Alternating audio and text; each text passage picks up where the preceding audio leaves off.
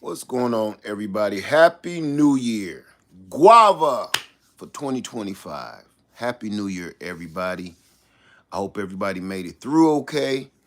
Um, a lot of people um, got hurt on the first day of the new year. A lot of craziness happened on the first of the new year. But it's not like we wasn't expecting this. We were all expecting it. We knew 2025 was going to start off crazy. We knew it was going to be crazy. We didn't know it was going to start off crazy like somebody had a watch on waiting for the madness. How you doing, Gifted Hands? Good morning. Guava to everybody. Happy New Year. Justin Station, second floor gardens. How you doing? It's good to see everybody. I'm glad we made it through. I didn't do a live stream or do put out a video yesterday on the first because I spent that time with my beautiful wife and my family on Freedom Makers. Uh, I had a conversation and I thought about it. Social media is a job to people, like it's a job to me. And you can't let your job overtake your family life. You can't let your job take over your personal life. And, that's why I left the post office. Okay. So I said, you know what? I'm going to start just taking a minute for myself. Take a second for yourself. You're going to have to. In this coming year, you ain't going to be able to function. What's up, Amp4 Barbecue? Good morning, everybody. Guava. Happy New Year to everybody. Glad we made it through.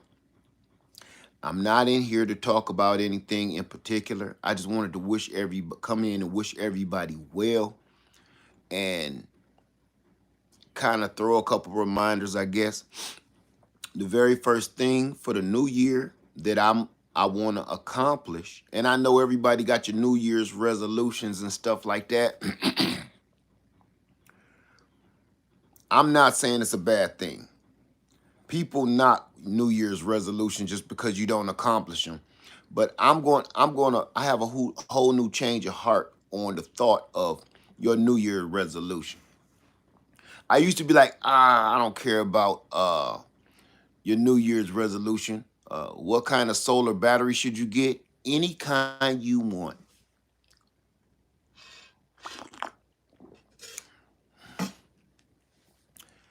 Um, but I feel now if you don't start trying to make some kind of plan, and if it has to start with a New Year's resolution, so be it. I'm not knocking them. Everybody think they're jokeable and laughable. I don't anymore. I think you got to start somewhere. If your New Year's resolution is to stop smoking, stop drinking, stop eating crap, whatever it is, and it's your New Year's resolution, hey, at least you started because it's a lot of people out there that don't believe in New Year resolutions and stuff like that. They never do anything and never accomplish anything. So who's really the joke? The person that made the New Year's resolution that they didn't fully stick with, or the person that doesn't make any kind of planning or New Year resolution at all and just fly by the seat of their pants until 20 years is gone past and they haven't accomplished not one single thing. So, if that's how you need to get yourself motivated, do whatever it takes to get yourself motivated. Okay? That's all I can say about that. In 2025, I made a New Year's resolution last year. Stay in my own lane. On January 1st, 2024, I did a live stream video and I said, my plans is to stay in my own damn lane. And I did. Some took offense to me staying in my own lane. Um,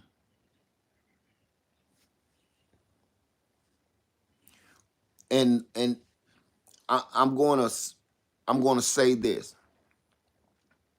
Sometimes staying in your own lane make people think that you acting funny.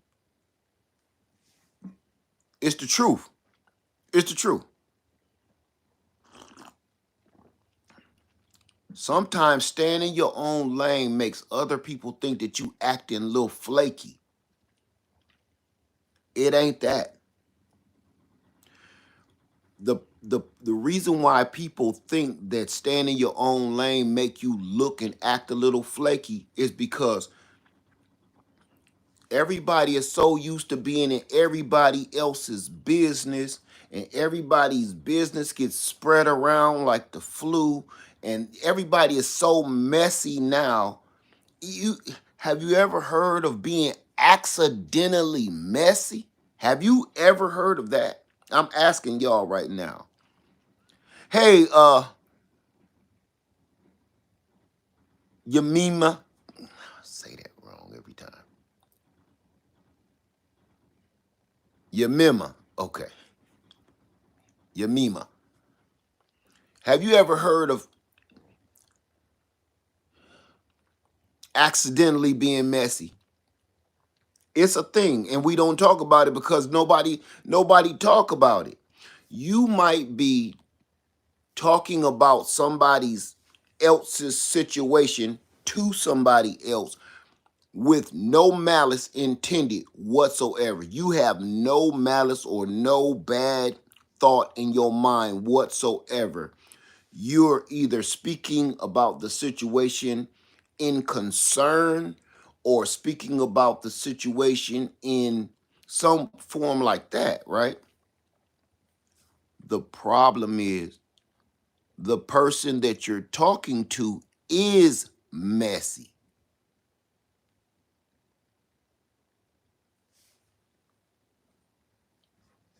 So your concern for another person or another group, or your conversation that has nothing to do with being messy at all, the person that's receiving your words, your message, is messy.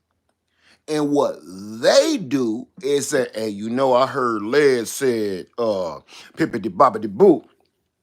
Yeah, I didn't know nothing about it till tippity doppity doop and bop a bop. Uh-huh. And see how I just said that? My whole demeanor on how I just relayed that message was messy. And then things get left out of the message, like like I don't know what he meant by that, but that's what he said. I don't know. Y'all have heard people be like that because you've received a message just like that. I don't know who they was talking about, but it sure sound like they was talking about it, that it fit that person, don't it? I think he talking about what's the name now. Right, right, Dandelion. You ain't heard this from me. Right. Just remember, I ain't told you nothing. That kind of thing.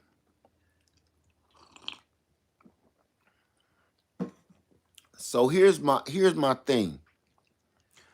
In 2020, in 2024, I said I'm staying in my own lane.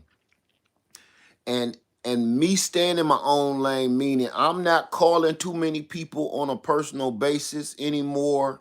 I'm not talking to too many people on a personal basis anymore. I made my camp club private. That's so I don't that you right, Salon Diva. What had happened was right. That's so my message of concern or my messages of friendship or whatever my message is don't get misconstrued if it don't leave my brain. My messages don't get jumbled up and jived over and turned into some mess if I'm only telling a person I love and trust, my wife and God, right? So I will be um doing that New Year's resolution again, staying in my own lane. I want everybody to know that I'm not being messy and I'm not acting flaky. I just feel that it's best that I just shut up. you know, because I've been on YouTube for over 15 years.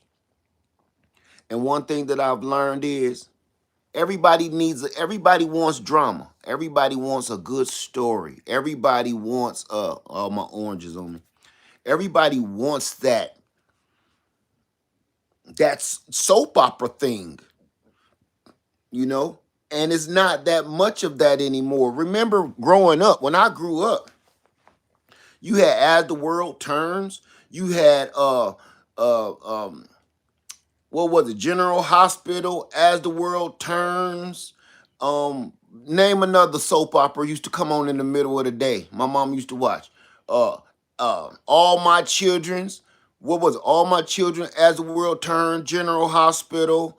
The Guiding Light. That's the one I couldn't remember. Guiding Light. My mama didn't watch that one.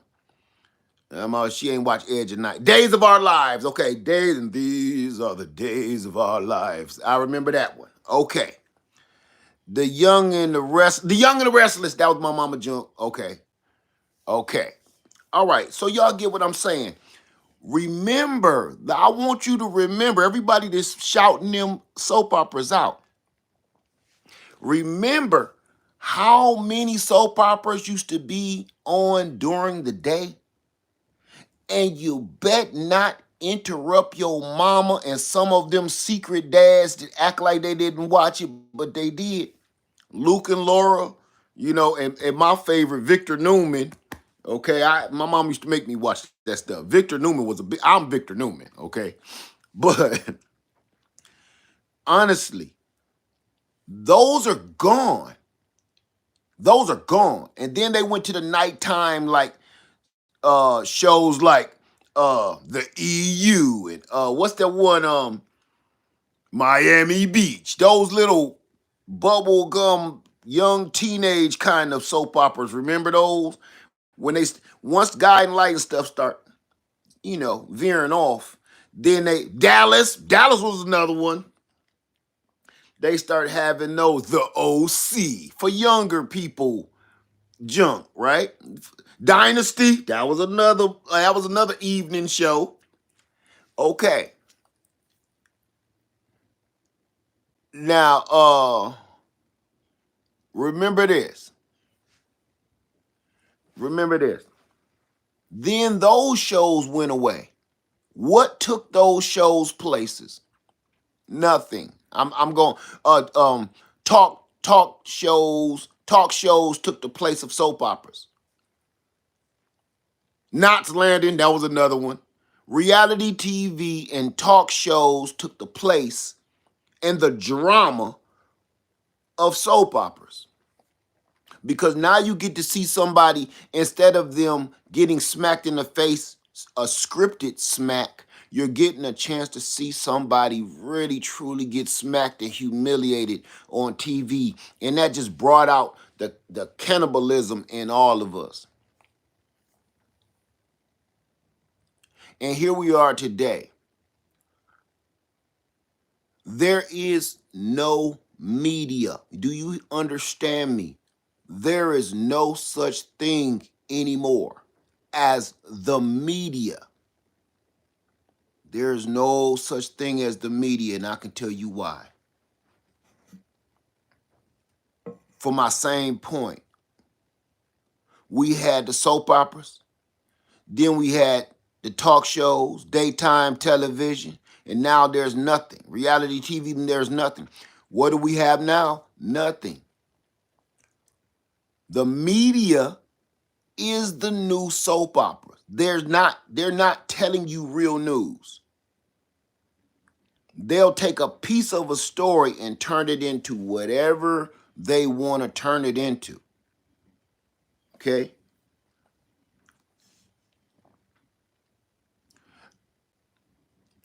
Do you know why people thirst for these lies so bad? The fake news.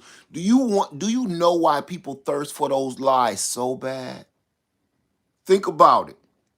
They thirst and they crave them. They don't care if they're telling the truth or not. They just need to hear a good story. They need to hear something that's going to get them talking. Remember the magazine back in the day? You go through the checkout lane and you saw the Inquirer. Anybody remember the Inquirer? I don't care where you are in America. There was a National Enquirer magazine with the Bat Boy made love to the banana lady and vampires in my attic. Y'all remember the Inquirer? Raise your hand if you remember the Inquirer.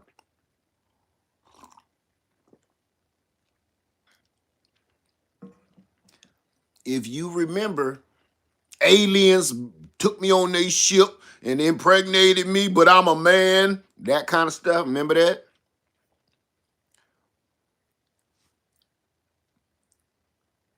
Correct me if I'm wrong. He corrected me if I'm wrong. Correct me if I'm wrong. Is that not exactly what the so-called real media does right now? Keep it funky with me now. I'm open for edification. Is that or is that not what the real so-called real media outlets? I'm talking about the nationally and accredited and acclaimed media outlets, the people that you grew up to trust, these stations that you grew up to trust, know, and lean on their every word. NBC, ABC, CNN, you name them, right? Now they're all the Inquirer. Look at their stories now. They're not telling you news. There are people on YouTube that give better news reports and updates than anybody on cable television. There are weathermen on YouTube that's better, like 1,000 times better and more professional than any weatherman on national television. And they're taking donations. They don't even they don't even have a real job.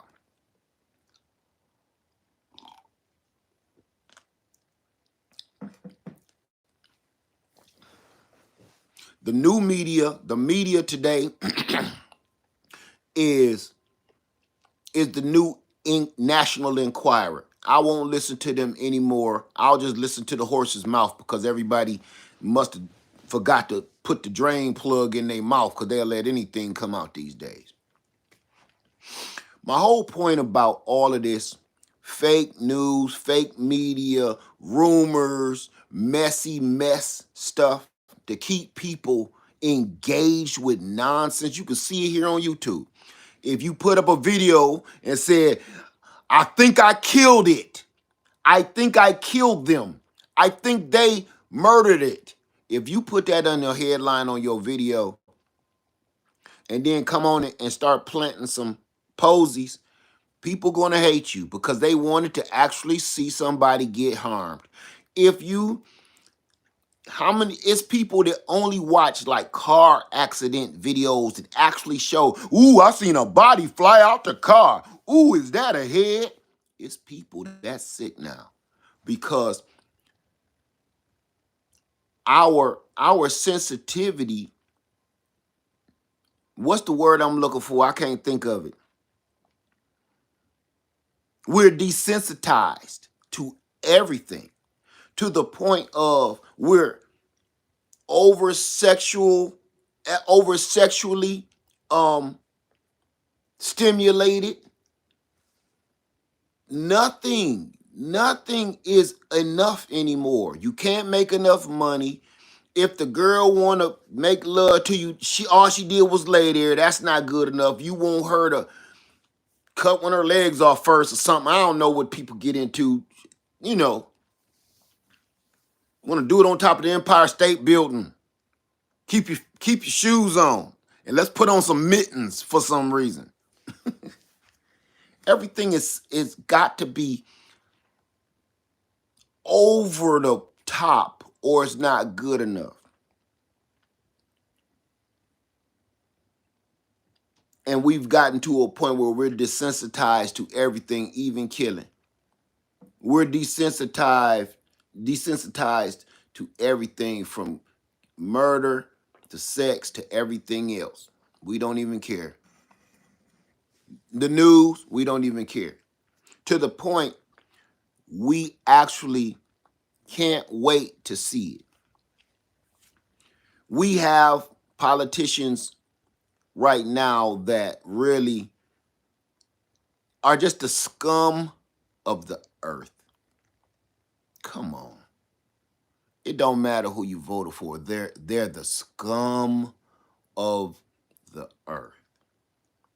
If all of the people, all of the players and parties right now in political office did not have any money, if all of these politicians didn't have 2 red cents to rub together like me and you wouldn't give them the time of day, let alone make them president of the United States of America.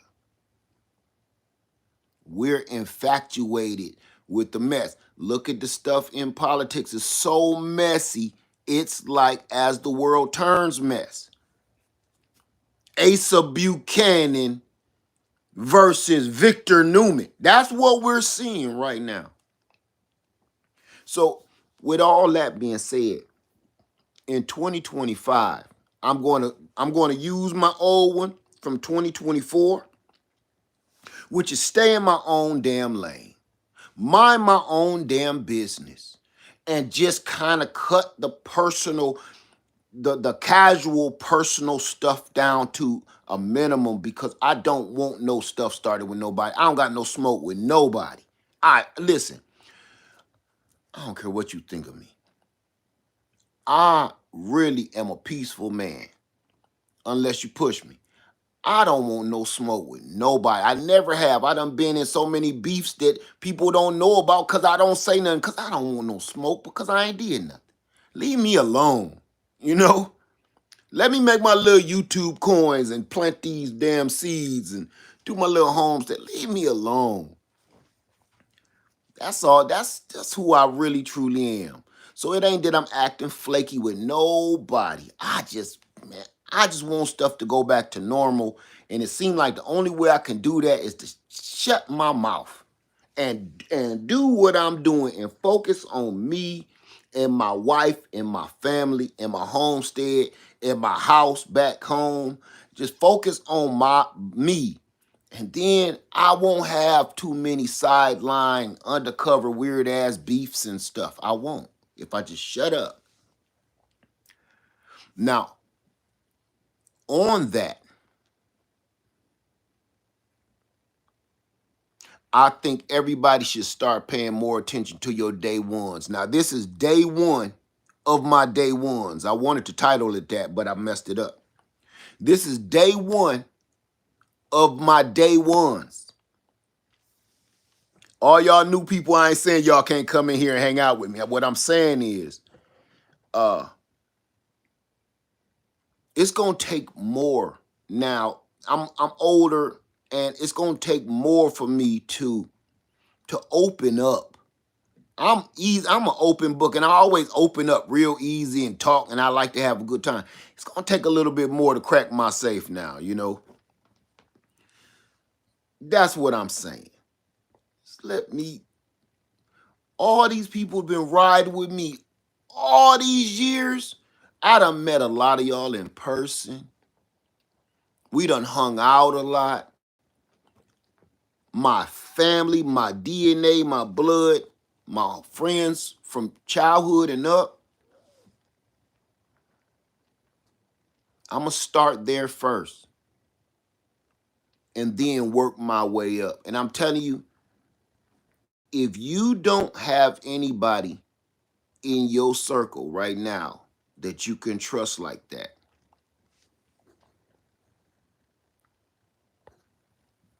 if you don't have anybody in your circle like that, you might want to find them or stay to yourself. This is gonna be one hell of a ride. That's all I know. This is gonna be one hell of a ride coming in 2025.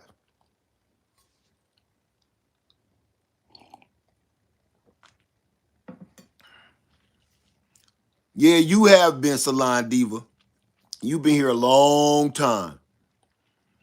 Uh, I'm just gonna mind my own business, and when I want to kick it, when I want to really get, I feel like crying, laying on somebody's shoulder. Day ones only.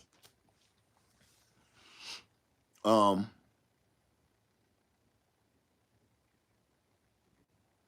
Prettia said, "You from my neck of the woods in Ohio? What city?" Homesteading Di Shamrock says I only have Shamrock Lotus said I only have one. Let me see. Homesteading DIY says yes, Mr. Led. There's this year it's gonna be a riot. Yes, it is. Oh, Columbus. Oh yeah, you around the corner. That's what we call that. That's you around the corner from us. Andrea said, "Yeah, Led. I got my seatbelt on. It's about to get bumpy. Yes, it is. It's knock your doggone brakes out." All right, Ken Royale, Sandra Gillard. Hey, Crafty Mom's Creation. How you doing? Happy New Year. Right. And thank you for that, Steel Farms. FYF. Find your folks. Find the people that you rock with. Find the people that you like-minded with. And you better get close to them. Middletown, Ohio. Andrea, I drove trucks. Well, I went to truck driving school in Middletown. And I have family in Middletown, too. Ali says less people, less problems. I won't say that. I won't say that. But more people that you got in your circle and they all grimy, you know. I won't say less people, less problems. I won't. Because if you got a squad behind you, you ain't got nothing to worry about. If you got a real true squad with you, you ain't got nothing to worry about. You know? And I think we get caught up in a lot of our sayings and the cliches, and that's not true. You can have a ton of people around you, and all of them is fighting for each other. That's a squad right there. Okay, so you just got to make sure that's your real squad. So find your folks. Hashtag FYF. Find your folks, and make sure that you love on them. Lorraine, Ohio. Oh, you round the corner too. I seen somebody else said it too. How you doing, Black Denim? Said you in Ohio. Y'all up there freezing. It's actually cold here.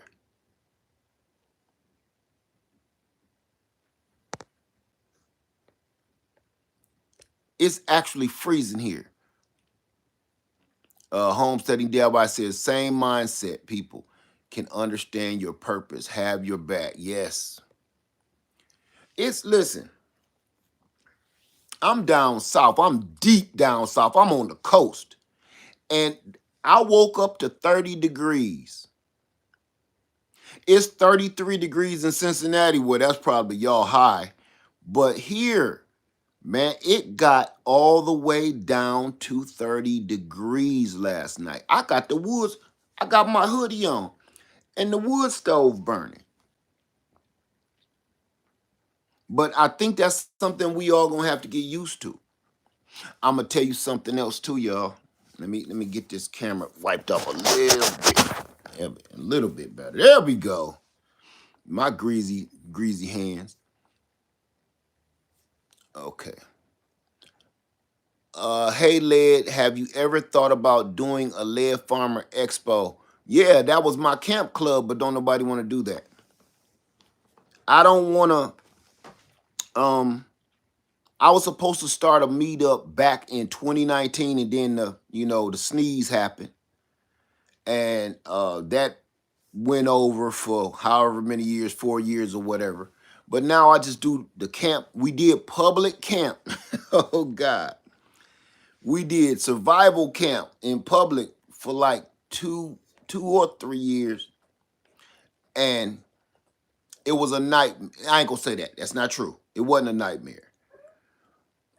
It had some glitches because I couldn't control who did and who did not come through.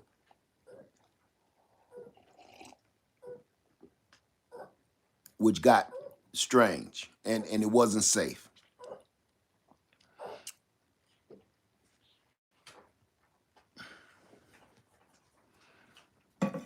Hold on, y'all. Hold on. You okay? My puppy done got into something. Told you not to be eating stupid stuff.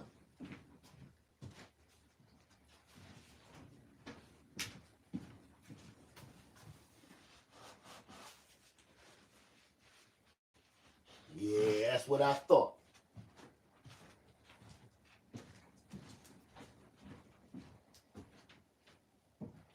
You feel better?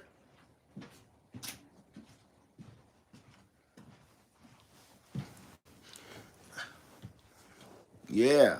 I was eating something yesterday and I thought she stole a piece and she did. Okay. Everybody, I wanna tell you this too. In 2025, I didn't want to do this morning. I'm gonna have to do another video.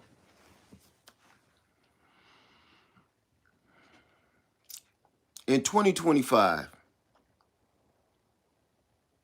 we gotta work on our health.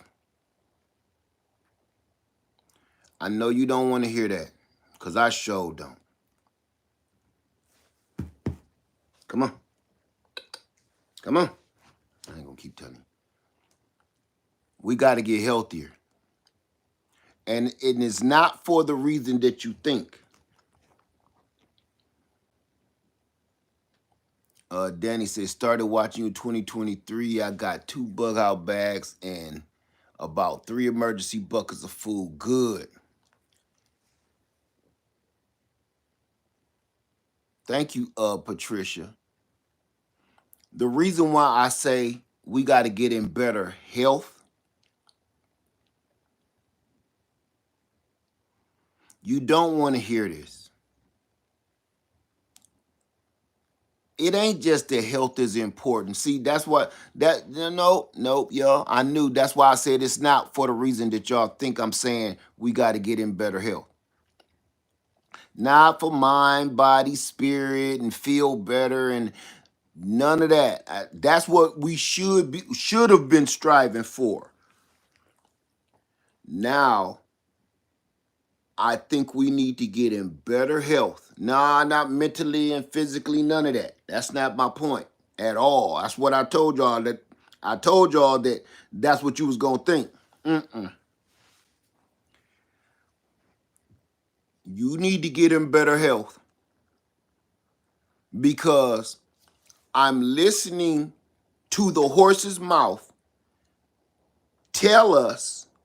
I'm not listening to the media. I'm listening to the horse's mouth that's telling us they are going to be cutting all kinds of health care. I'm listening to it come out of the horse's ass, the horse's mouth, that they will be cutting. They're trying to cut the pensions, trying to cut your retirement, trying to cut unemployment. They are cutting people's whole jobs. If they just did it, a couple days ago. Like, hey, you know what? I think I've had enough of y'all. All y'all fired. For what? What day is it? That's why. Because now, if they can change the laws into making it where they can do whatever they want, they don't have to give explanations. They don't have to go to court. And the best part about it for them, they won't get sued. They can just get rid of you because they don't like you. They don't like your skin tone. They don't like your breath, whatever it is. Now, and all these people has got their mouth wide open like, but what? What did I do? What did I do? You know what you did.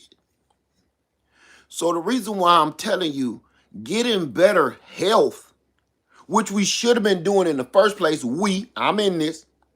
So we ain't got to keep going to the hospital because it's going to be okay. Let's keep it funky here. I want to just make sure you understand me. I don't want to get in no mess, but I want to make sure you understand me.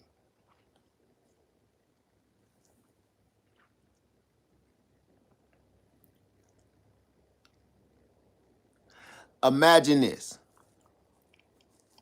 I don't want to get into that conversation, but I want to use it as an example.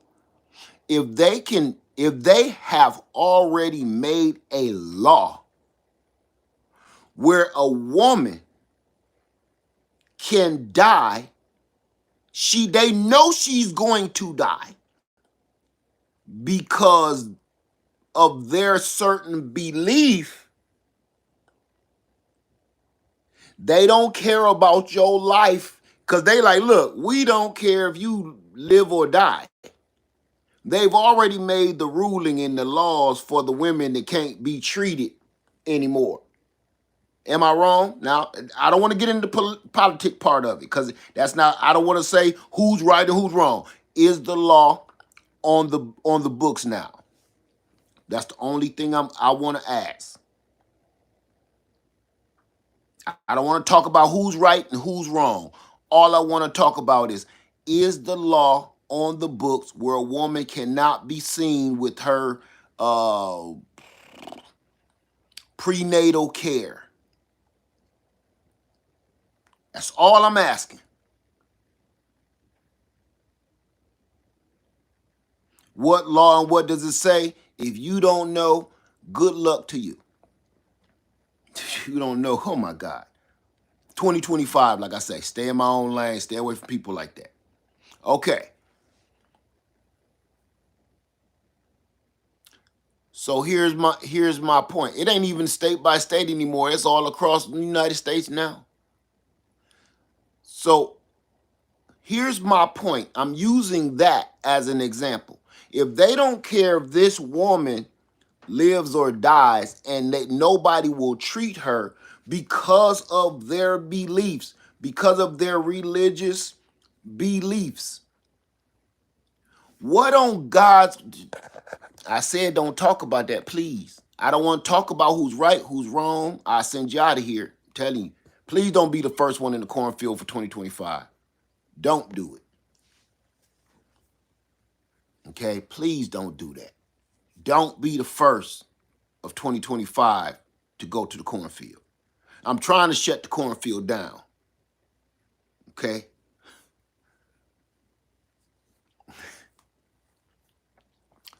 My point is this.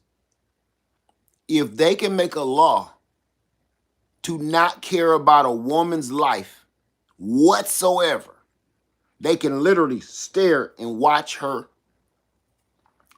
expire, knowing good and well they cannot treat you.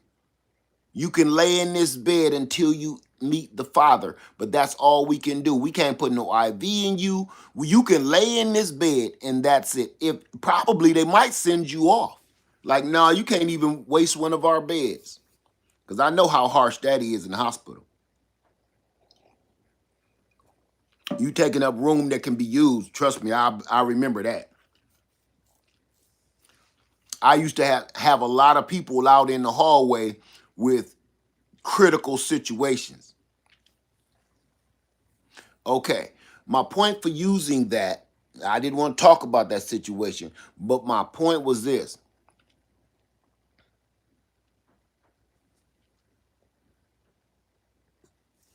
My point was this. If they can do that to her,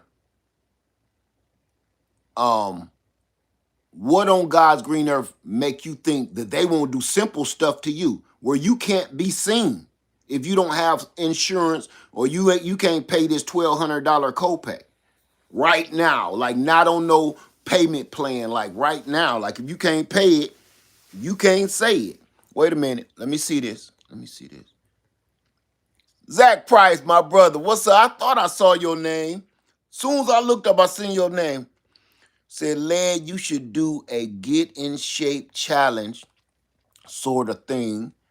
It would be getting healthy with you. You know what? I'm going to be honest with you, brother. I'm not good at that. Number one, I really wouldn't want it to be a challenge. That's kind of why I started Sugar Free Sunday. But I think the only person that can hold each one of us accountable for the things that we do or don't do is us and the Father. And it's always disheartening to see people fall off. Like you will have a group and we all getting healthy together. Ill Will, what's up, man? Ain't seen you. Happy New Year, brother. I ain't seen you. Um, it's disheartening to watch people fall off. And you know what's even worse now? I'm a big guy, so I know how this goes. Um, and once you see certain people fall off the wagon, you're next. It's like if that person that I was looking up to with that much willpower fell off, I don't stand a chance. You know? So I try not to do the group. I let my wife do that. I was going to start a men's meetup, and I asked people to take a vote on it, like how many men want to come together and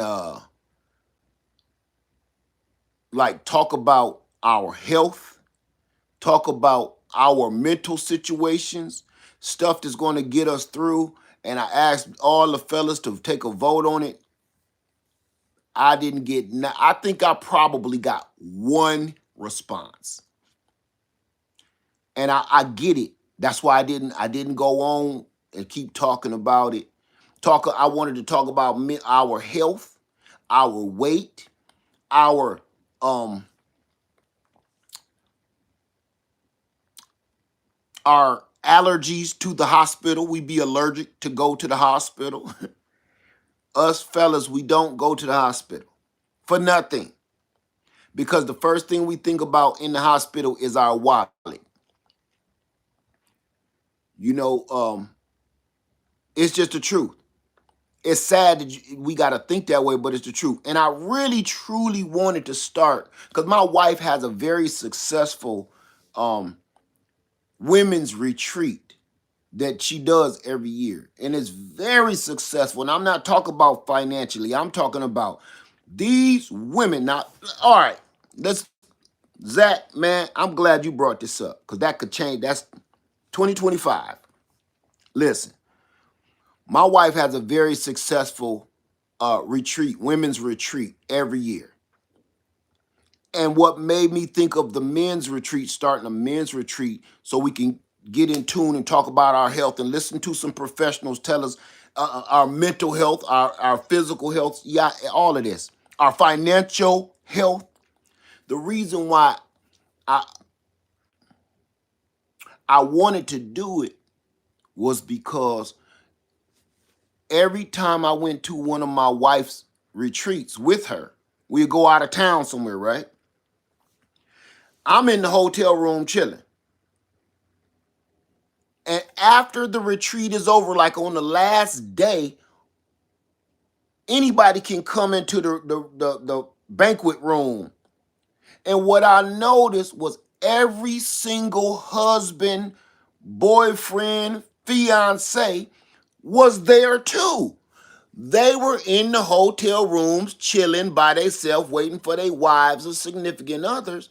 And I looked around one day, I said, hey, so you mean to tell me all of us men were there? I said, all of y'all been just in the hotel. We like, man, we could have been hanging out.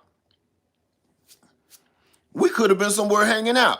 We all individually waiting on our wives in the hotel room, watching the game, watching Cartoon Network. And I thought about it. If we all did a men's retreat, got together, and talked about real stuff. I ain't talking about, I ain't talking about the nonsense. The nonsense gonna happen regardless. You know that. But I wanna get it to a point where all of us men get together. Number one, because one of my questions and what I want to address is, where are the real men? I know people don't want to hear that. You don't want to hear it. You're gonna click off now. My biggest question was, where are the men? What it was a song. Where have all the cowboys gone? Where? Where? And when I say where, I'm not talking about y'all sexuality. That ain't none of my concern. That ain't none of my business. I'm talking about, I don't want to get into the sexuality part of it. What I want to talk about is our duty. Because just I'm gonna go and say it, it's 2025. Just because you want to switch teams with your sexuality does not. One thing you can't, it's several things you can't change when you change your identity. You can't change your responsibility. You can put on whatever kind of clothing you want and change your name from Tim to Tina. You can do whatever you want, but you don't get a free pass out of your responsibility. I'm saying it, doggone it. You don't get a free pass out of that. There's certain things you cannot change, and that's one of them. I can't get to a point where I can't pay this bill, so I opt out. I'm gonna change my name, change my identity, and chop off my grapes and berries and stuff. And now I don't got it. Now that I changed all this, let me keep it funky with me. You done chopped off your meat and potatoes. You put on a wig and some makeup and a dress and stuff. Does that, you change your name, does that or does that not change your social security number? I'll wait. Does that or does that not change your responsibility to pay this bill that you are indebted to? I'll wait.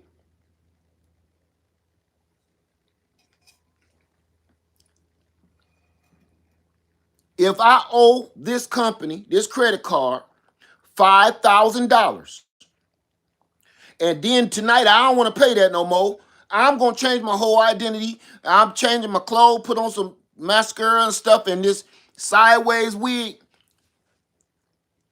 Do you think the credit card company is going to say, have you seen Laird Farmer? No, he was here a week ago.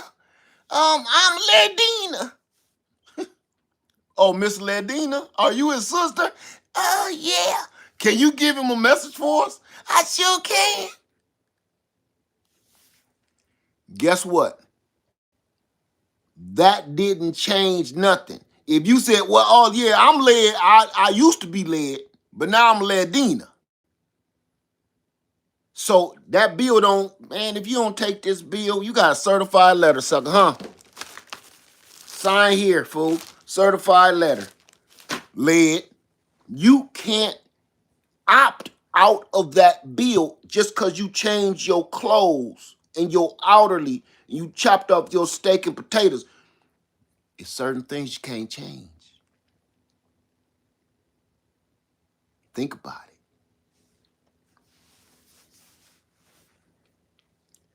So with that, you also can't opt out of our responsibility as men. You can't. It's certain things that, listen, even if you change your sexuality, it's certain things only men know. Whether you want to address them or not, whether you want them to be part of you or not, it's certain things that you know that women just don't know. Just like it's things women know that men just don't know. And it's our duty to pass on the knowledge of that situation to the next coming up men. Whether you want to wear a skirt or not, or some skirts, that's up to you. Okay, a glittery kilt, that's up to you.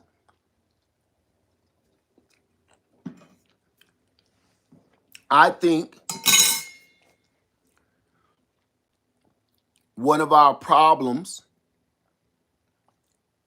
is we don't have any men to look up to anymore. These young dudes out here, they don't listen. It's a difference. I'm be honest with you. It's a difference between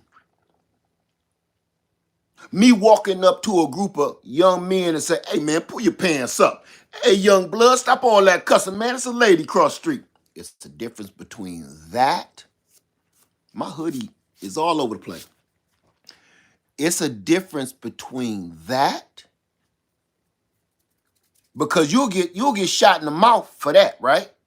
They'll be done put that red dot on your forehead and you ain't an Indian, right?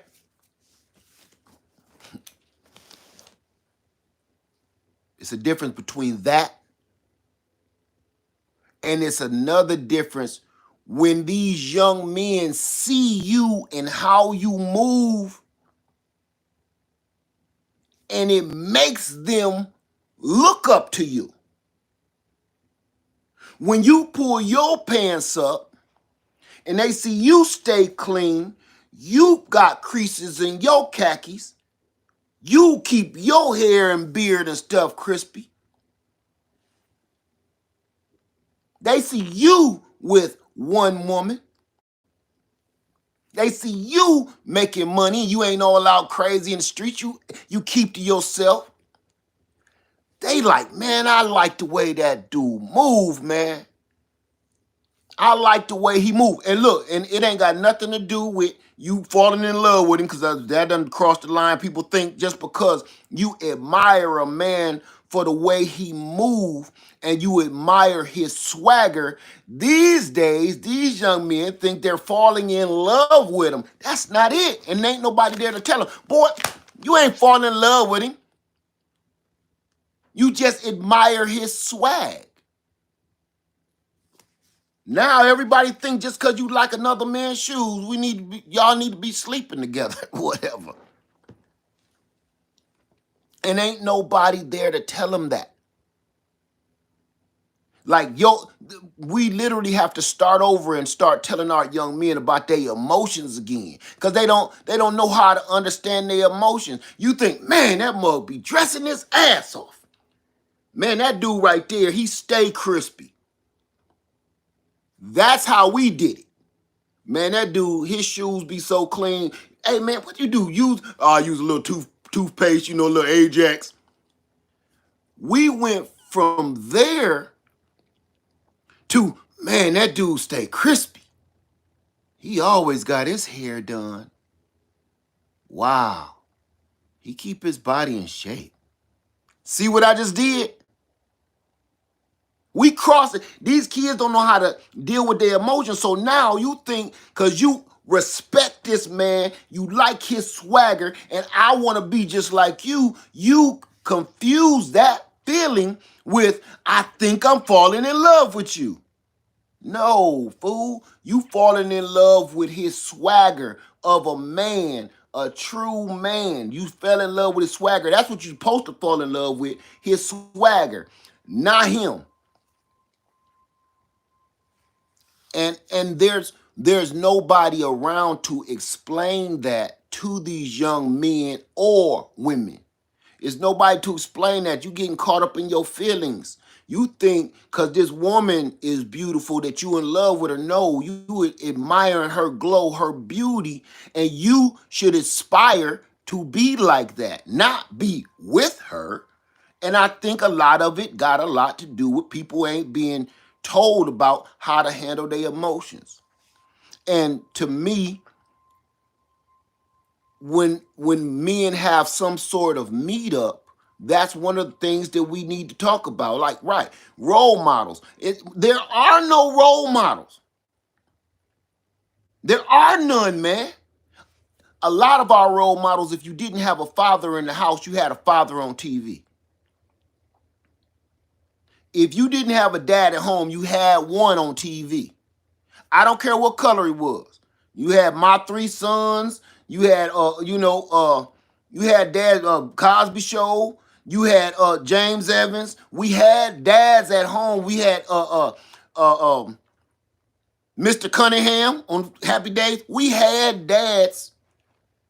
Okay, we had them to kind of have some idea how to work this.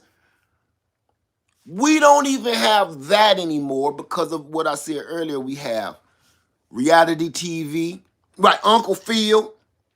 We have reality TV. We have trash media, and everything needs something to get your dander up. We don't have those role models. They got rid of all role models. Leave it to Beaver. Thank you. All role models. The Rifleman. We got rid of all role models and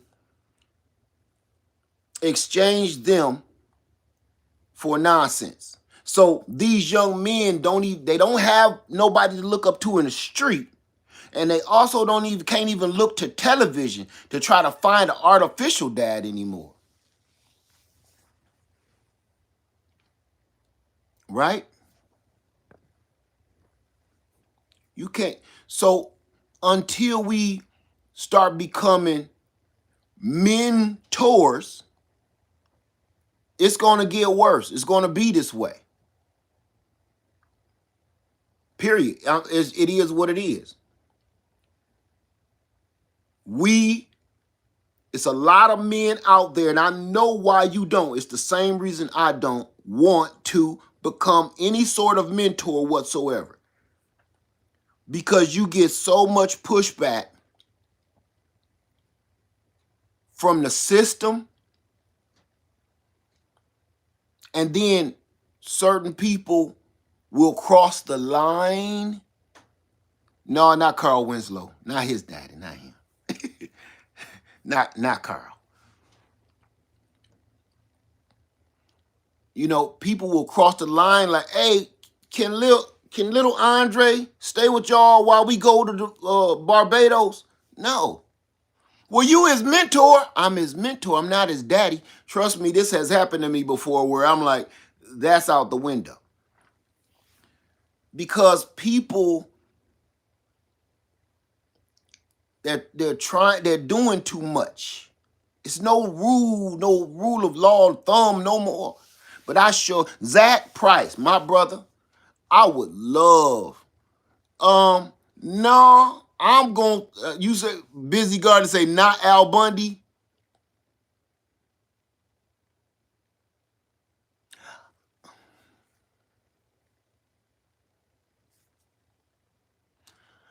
I think with when you said not Al Bundy, I'm gonna disagree. I think we need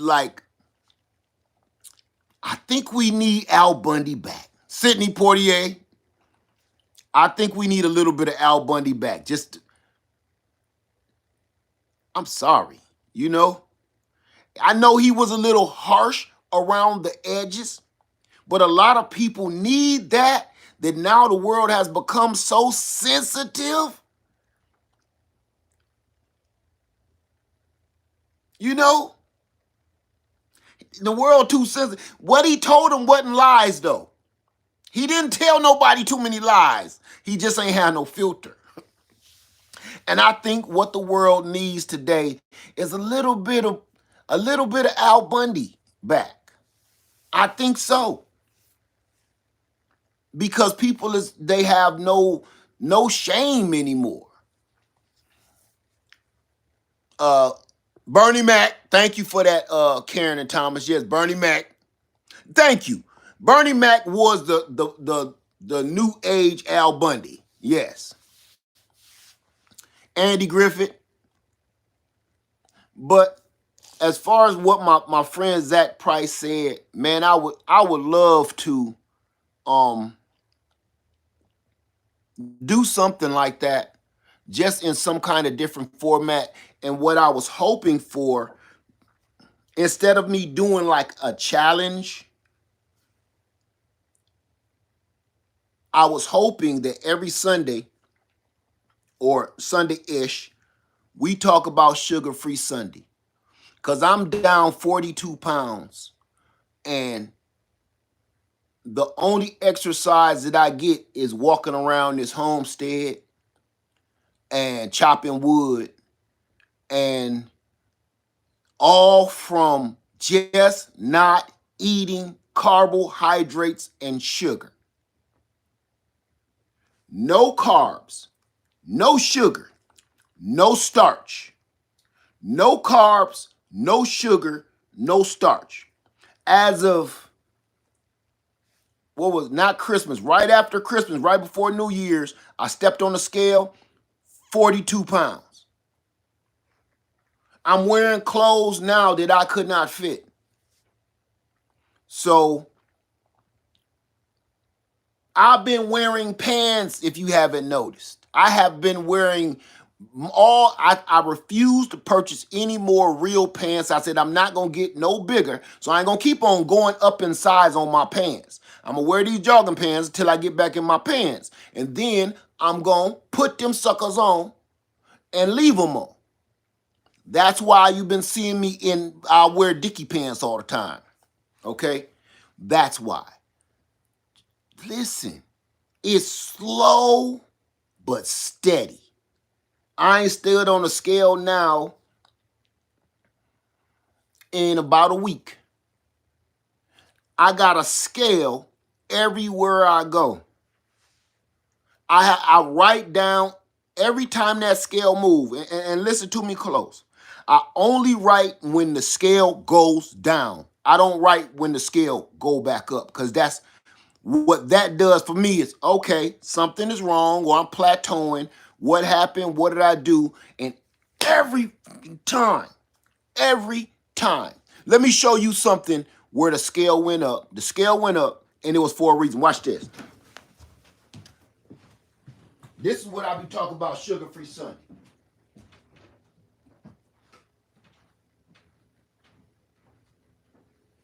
Wait a minute. No, this ain't one of them. This ain't one of them. This ain't one of them. I throw the bottle out. But you know those water, like flavored water, zero sugar, zero carbs, zero everything. I have one of these from time to time.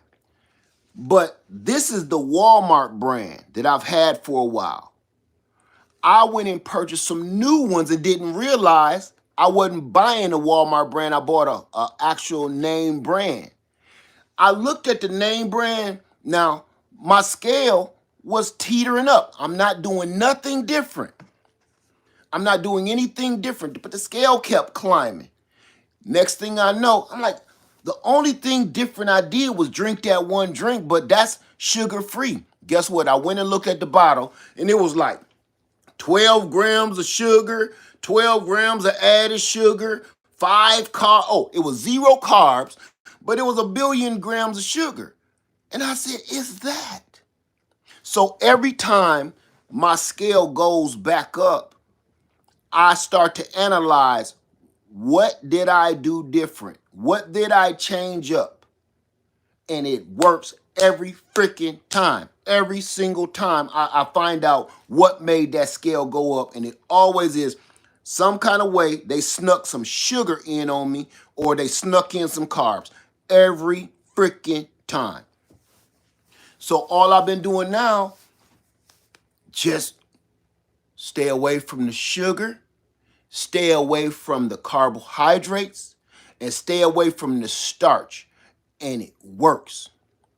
Yes, you think you think because it's flavorless water or whatever is good. Look at that label. Hashtag flip it over. Read that label every freaking time. I couldn't believe how much sugar, and I had drunk like 3 of them. I was drinking one every day, right?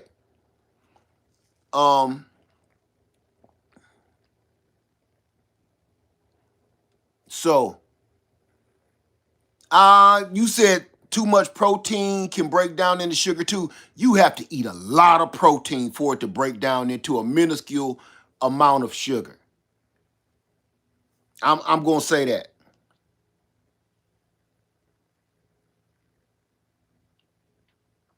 Stepmom says, thanks for that. We were drinking that. We were drinking that, and I saw a decline in weight loss, so I started making sparkling water instead. I'm telling you, and here's another one for you, y'all. Uh, Ali said sugar free for 3 weeks.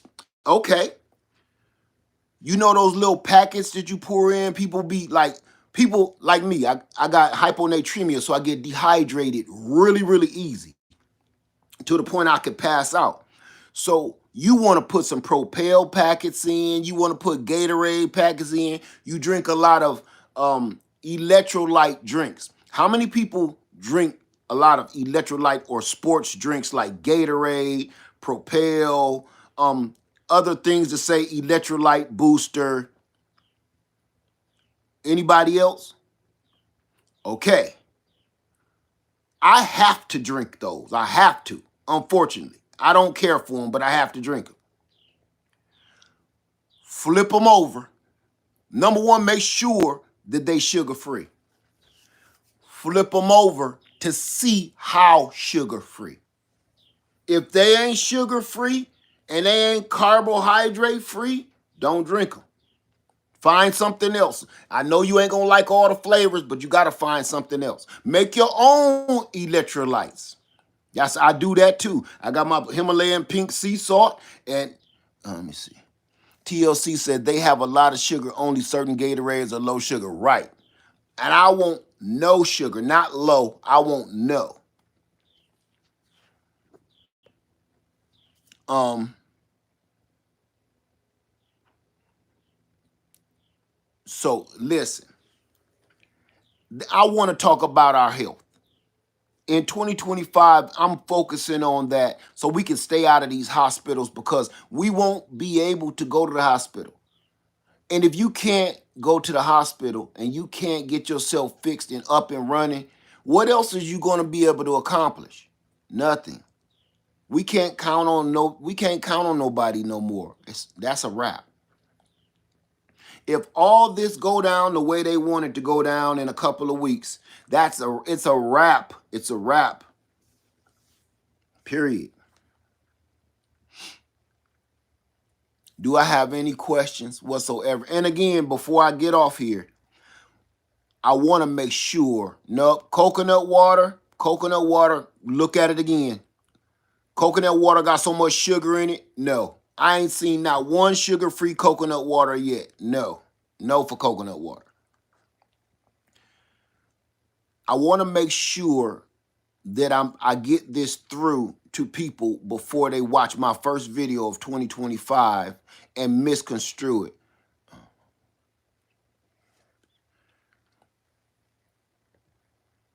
Okay, I'm gonna answer this first. Said congrats on the 42. How long ago did you change your eating habits?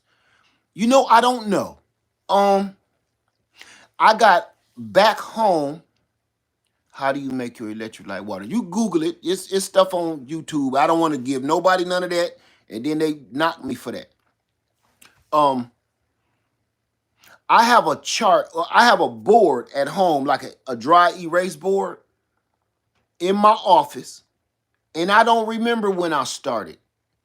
I would have to look at it. I want if I ask my wife, I know she know. It's something like what's this? This is January 1st. Give me a sec. Give me a second, cause I can think about when the last time I messed up.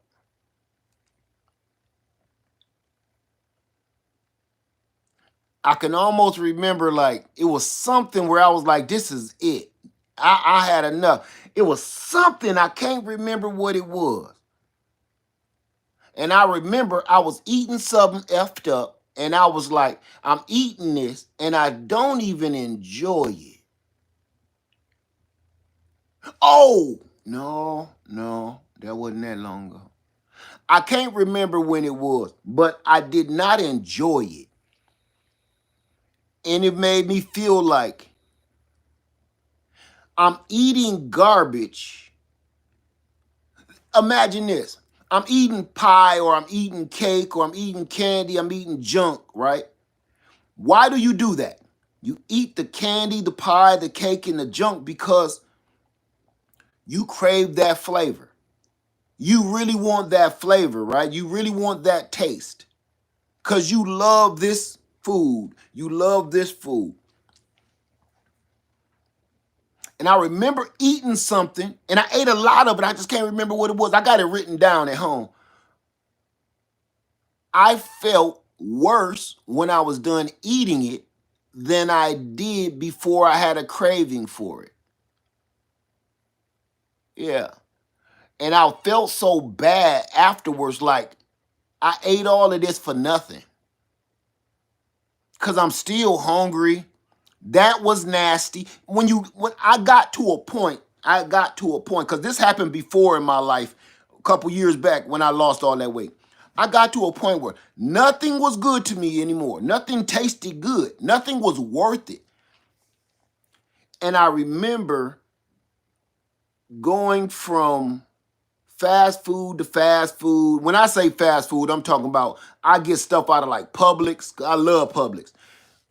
I know Northerners don't know what Publix grocery store is. It's like a super clean Kroger. It's like an ultra clean Kroger. You think coconut off the tree don't got water, don't got sugar in its water? I went into Publix and I get my fast food, get my chicken, and get all of that, and eat it. And I did not enjoy it. Macaroni and cheese is my favorite. Eat it. It just was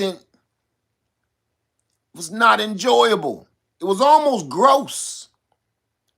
To the point I saw myself, eat a little bit, throw it away. Eat a little bit, give it to the chickens. Eat a little bit, because it didn't satisfy what I was craving or looking for. So I would end up finding myself like a crackhead. Come on, keep it real. That's what crackheads do. That's what gets you hooked on crack, is because you're trying to find that first high, right? You're trying to find that first high on them drugs. Well, that's what I heard from every, drug addict. They're trying to get as high as they were that one time. And they can never get there. So they go on this crusade trying to get as high as they was this one time at this one party or whatever. Well, it's the same thing to me with weight loss, with gaining weight. You had the bomb macaroni and cheese, you had the bomb steak, you had the bomb cherry pie, whatever. You are just trying to get that taste again. That's why you keep buying this particular pie or this particular cake or this particular macaroni, because you're trying to find that taste that you tasted that day that made you say, I will never eat another person's macaroni again. I'm going to only eat this. So I got to a point nothing was good, and I felt like I was wasting my money, wasting my time, and it got to a point where I damn near didn't eat half the day because I refused to spend my money, because my money was like, I'm not wasting my money on that just so I can throw it away. I'm not wasting my money on this because I'm just going to throw it away. Then I started just making my own food. Making my own food. I just got tired. I told my wife, I'm done. I said, baby, I'm going to start listening to you. I listen to her, but I don't do it like she want me to do it. So I said, you know what? I'm all ears. And here I am. My goal is not, let me get to, okay, my main goal is not weight loss. I need you to put this in your head so you will get where I'm coming from. My main goal is not weight loss. My main goal is not putting on smaller clothes. By the way, smaller clothes are cheaper. My main goal is not finding smaller clothes, being able to wear them. My main goal is not losing the weight. My main goal is to get healthy.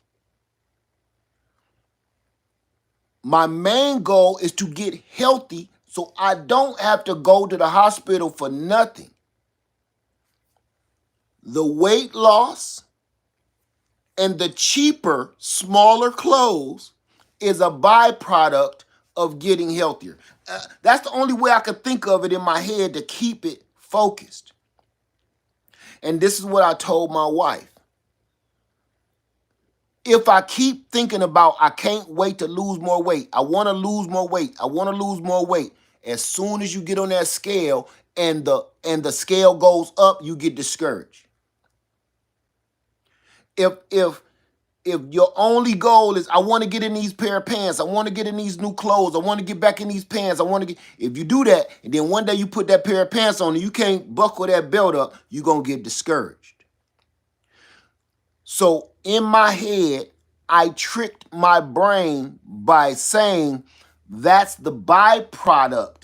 The weight loss and the smaller clothes and the slimmer head is a byproduct. It's only the byproduct. It's the diesel fuel of the real goal, which is just to get healthier. I just want to feel better, which I do. I want to move better. I want to be more agile, and I can. So that my goal is being met. Right now, I'm already at my goal. I feel 1,000 times better. I'm not as tired. I can move. I'm more agile. But the byproduct has been that scale keep dropping. And these clothes is getting cheaper and smaller. So I'm leaving the weight loss and the smaller clothes. That's just the byproduct of what my major goal is. You know, when you go to college, your main goal, your major goal is to go to college and get a higher education, educate yourself, get a skill, and then once you graduate, the byproducts that come along with it. Now you got a great job and everything. You know you're educated, you're certified, but the byproduct is now you can get a bigger house. Now you can get a better car. Now you can afford to have more children. Now you got health insurance. Those are the byproducts. So if you go into college and say, "Cause I want better health care," you're gonna drop out.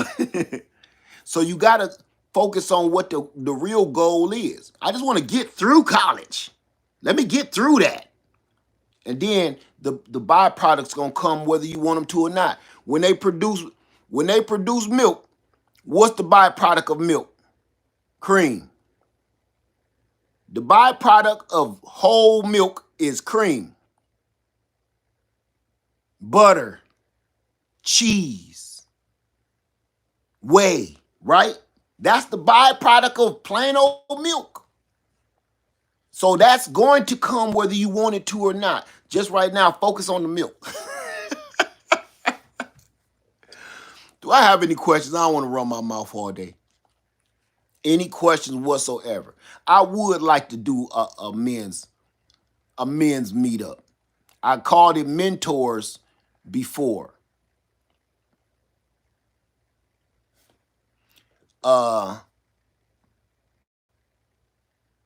Say now you can take that principle and use it in other areas of your life. I do.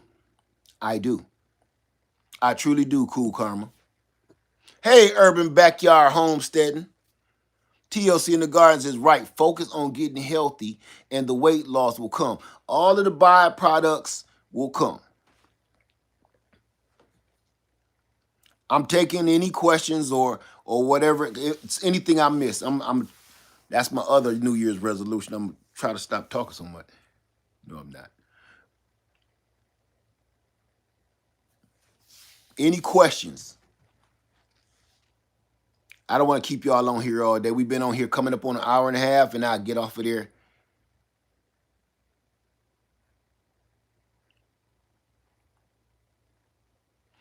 Please don't be the first one to the cornfield,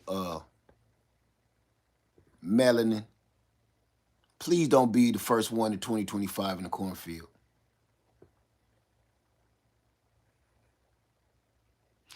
Uh, say I purchased my seeds for gardening.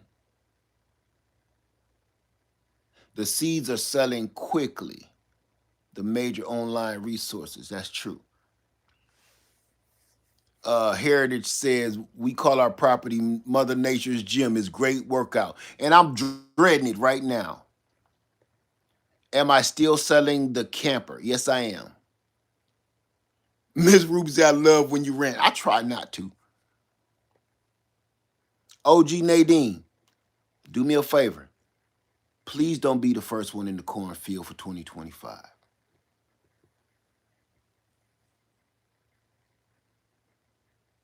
Okay, Liddy Blade, that's one I can answer. You got a rooster? Yes. I got pullets in the backyard. I heard the rooster. They are right here in front of me. I got my coop sitting right outside of the shed. What's up, Henry Ross?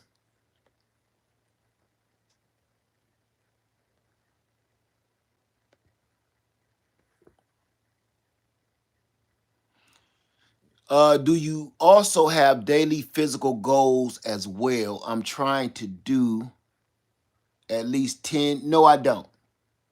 You know why I don't, Mo? Like daily, like walk 4 miles a day, stuff like that. No, I don't. Because you can really truly only focus on one thing at a time. I don't want to over. Let me tell you this. I have not wanted to. When you overwhelm yourself with doing too many things, you will fail. You'll fail. Yeah, I don't care who you are, you will fail trying to multitask. Failure, or you will always think about failing. When I say you will always think about failing, is you will always be thinking about some cheesecake. You will always be thinking about some macaroni. Focus on one thing first. Trust and believe this. I'm going to tell you what I know some of these professionals will tell you. If you cut sugar, carbs,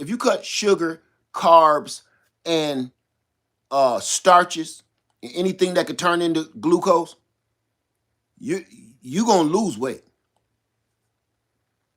Regardless, you're gonna lose it. This is what I was thinking. I did this years ago, and it worked. Focus on learning how to eat. That's it. Focus on learning how to eat. Focus on learning what not to put in your body. Focus on that right now. That's it. Once you pretty much got that down, because trust me, focusing on what you put in your mouth is harder than what people think. Especially if you overweight. It's hard. You're going to go through a drug withdrawal. So I can only focus. Maybe you can multitask. I can't. I can only focus on one thing at a time. Focus on how to eat.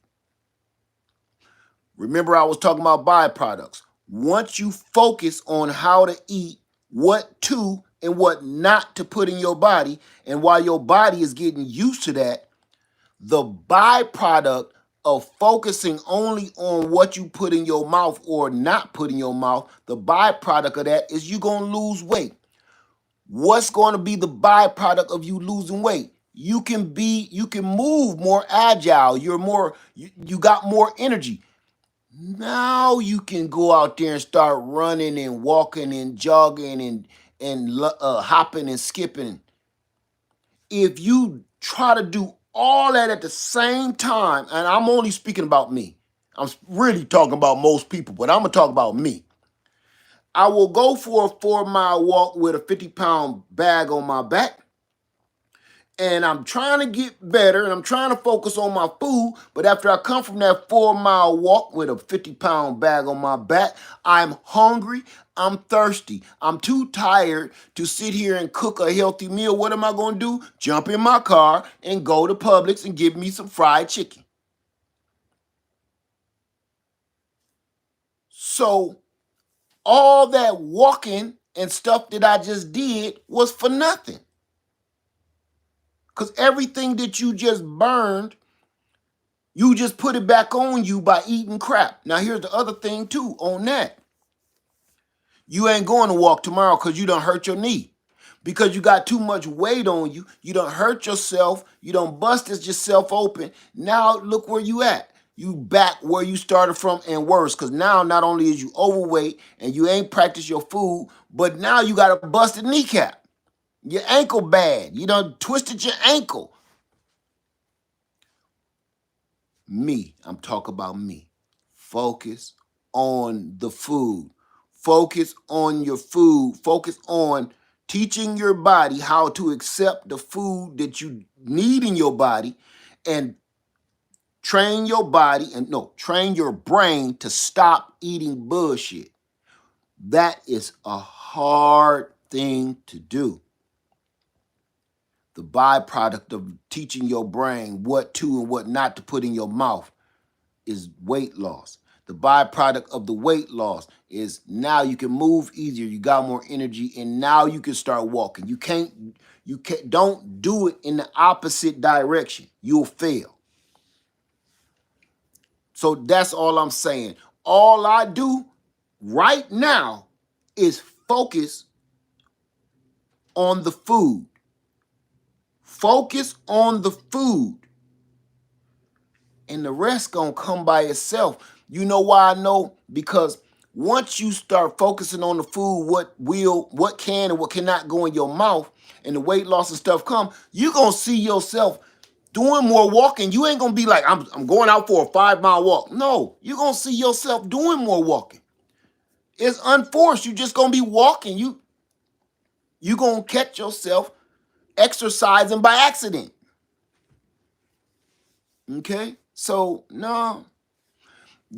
We should all exercise. We should. Yes, diet and exercise. But honestly, coming from a big dude,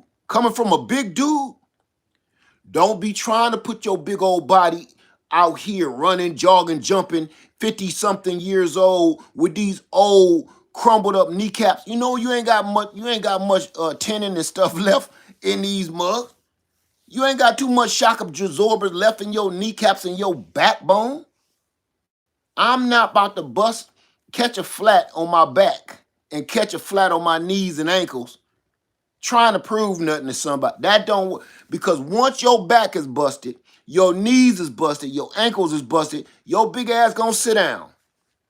And when you sit down, what do? You eat.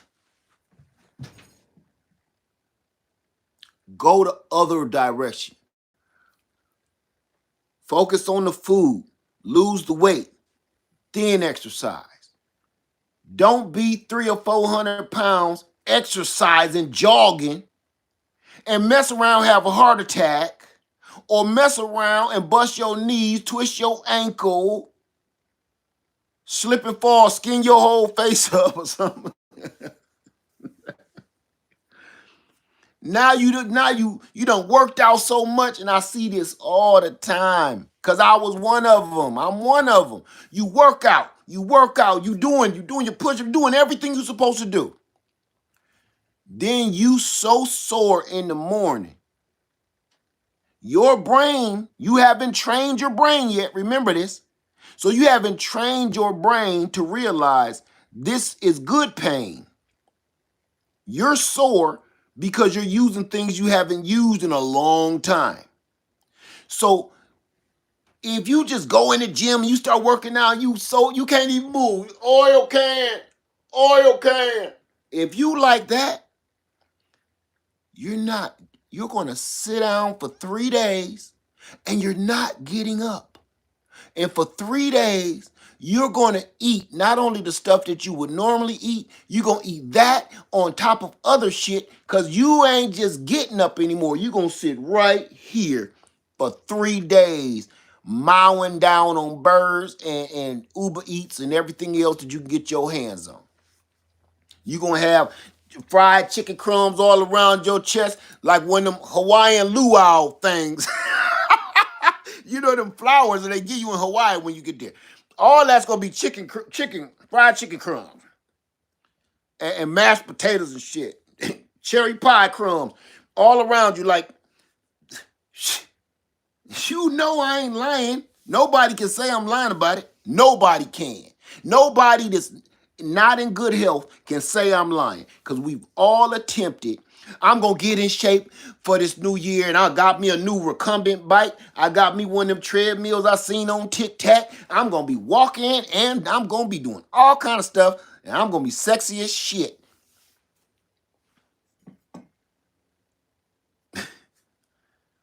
And that doggone treadmill turned into a clothes hanger. That recumbent bike turns into a bar stool. You done scooted that under the damn island in the kitchen so you can sit there and have a drink. Or it holds your iPad so you be watching Laird Farmer looking at it like. It's just, you wasted money and you wasted time and you gained more weight. And I'm talking about me. But I have a feeling that you understand exactly what I'm talking about. Because most of us do this. Everybody want to do the easy stuff first. You think you can, let me tell you something too. You think you can buy weight loss, you can't. You cannot buy better health and you cannot buy weight loss. You can't do it. You can't purchase it. I don't care. To me, better health and weight loss is like getting a BBL. Ooh, they like, Led, don't go there, Led. Don't go there, Led. Trying to purchase better health and weight loss is like purchasing a BBL or a wig.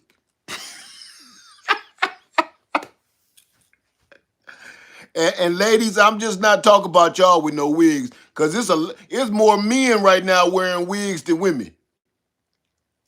I done seen them glue it and then fade him up, and he look like the dude from Cameo. Oh. So I'm not just talking about the ladies. The reason why I say you can't purchase good health and you can't purchase weight loss, just like a BBL, it start to look funny. Things go awry. Those plastic surgeries, ladies get them big old knockers. One start to shifting over to the left. Look, this blinker is busted. This left knocker keep on trying to make a left. Doc, what's going on here?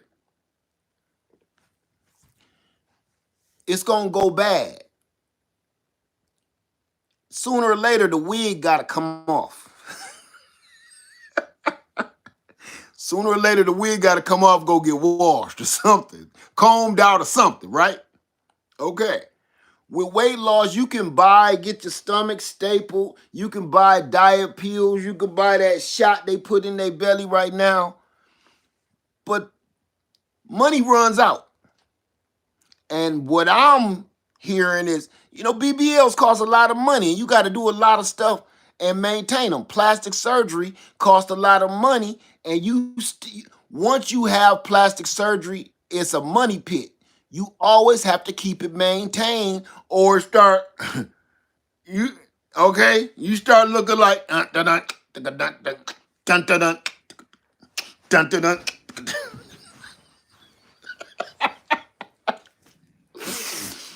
if you don't keep pouring money into your plastic surgery, it's a money pit. You will never be right. And that's what you got to keep doing when you're trying to pay for weight loss and pay for better health. If you don't keep it up, it's gonna be messed up. So here's the thing. If you train your brain how to eat better, once you train this, it's a wrap. Once you train that, it's a wrap. Once you train your brain, I'm not eating that no more. And then train your brain that we can get through this together. You good. Once you train your brain that I don't give a damn what you think about my wide nose, I like it. I don't care what you think about my little booty cheeks, your man like them. You know what I'm saying? Once you gotta say this, if you train your brain to love yourself and stop trying to enhance what God already put on you, you know, it start here with everything we do. It start right inside this little box. Train yourself to love you. I'm a big man. I love myself though. Do I act like I don't love me? I loves me some me. I do. Smoke by myself, drink by myself, cook when I can by my doggone self. For real. I love myself. I love myself. All of this. And ain't never not one time in my entire life let nobody tell me different. I don't care what folks think of me. I know they look at me and look a little sideways. I love this though. I love me so much that I want a better me for me. I love me so much that I want a better me for me. And I think if people train their brain to love themselves instead of stop trying to enhance something that didn't need no enhancing, or try to be a better version of you that you could, train your brain, man. I want to be around longer. And it's only one way to do that. If you can't fix this, the rest is trash. But if you keep trying to buy better health, you keep trying to buy a better body, it's a money pit. It's literally it's as bad as renting. It's as bad as rental property. You'll always be paying for something that you don't own. Purchasing body parts and plastic surgeries because you never stop paying on it. And then the bad part is you probably put on a credit card or took out a loan to get a BBL anyway. So you never stop paying on interest rates going up. So you'll always be paying for something that really ain't yours in the first place. It's rental. It become rental property. Same thing as if you buying what's that shot people taking and getting your stomach stapled and pulling your forehead meat in to make you look 30 years. You know, before Kenny Rogers died, I didn't even recognize him. Before Burt Reynolds died, I didn't recognize him. I didn't know that was the Bandit. I thought he was Sheriff Buford T. Justice. Burt Reynolds, rest in peace. What? They pulled his face back so far, he looked like the dog Blue that was riding with the trucker in the Smokey and the Bandit. He didn't look like Burt Reynolds no more. And each and every one of these people that keep having this stuff done to them, and I can prove that it's a money pit and the money never stops coming out because every year they all look different because they like, oh, you take a little off the top. Plastic surgery and the weight loss weird stuff starts becoming like going to the barber shop. I know you just edged me up, but can you just take a little bit? Can you take a little bit of this off the top? I want this a little tighter. They showing magazine. This Beyonce. Can you make me look like this? Yeah? Okay. That's because this is screwed up. You want a quick fix that you can pay for. And it ain't no such thing when it comes to health. There's no such thing like that with bodies. After a while, once the money run out, one of them booty cheeks start leaning over to the left too much. One booty cheek is growing and one booty cheek is shrinking. One knocker is kind of hanging over under your armpit over here, but the right one is still looking at you like this. There's one knocker in the bra is looking at you like this at the pool party, but that left knocker is under your armpit. It got AHD. What is that? Attention. This what is it? Uh, mm, Attention deficit disorder. It's over here looking at what's going on down here. ADHD. This titty got a ADHD. It's over here like, did you see this? Look at this, a bug. These ants has done made in my house down here. They running back and forth, eating up these potato chips I'm dropping. Well, this knocker over here is just looking at the pool party like, bling. But so you gotta keep going back to the doctor. Can you give this one some Ritalin or something? Cause it be wandering off and stuff. And I got it on a leash and everything. Can you give this one something? Because it might be all over the place. Oh my God. So in 2025, I am trying to focus on better health because better health brings better wealth. Literally. I know it's a cliche, but it really does. Because when you feel better, you can get more stuff done. Better health brings better wealth because when you feel better, you just get so much more stuff accomplished. Come on. I'm not lying about that. You know it's the truth. You ever woke up and felt great? And for some reason, when you wake up and feel great, don't nobody or nothing get on your nerves. When you wake up and feel great, no aches, your joints, nothing, you doing the Dougie, you woke up doing the bankhead bounce, right? Like, damn, I feel good. You trying to sit there and remember what did you do because you want to feel this way forever. At work, nobody bother you. In the streets, no road rage. You don't give a damn. I'm going to sit here and just sit in this car and shut up. When you feel great, you be at work singing, oh, you're gonna love, girl. You know I love you more. Ooh, yeah, baby, you know. Your boss come over, you okay? Man, you knocking them out today, man. You over here, man, you grinding. Okay, well, I tell you what, hell, you can go home early if you want to. When you feel better, you more productive. And then that boss let you go home a little early.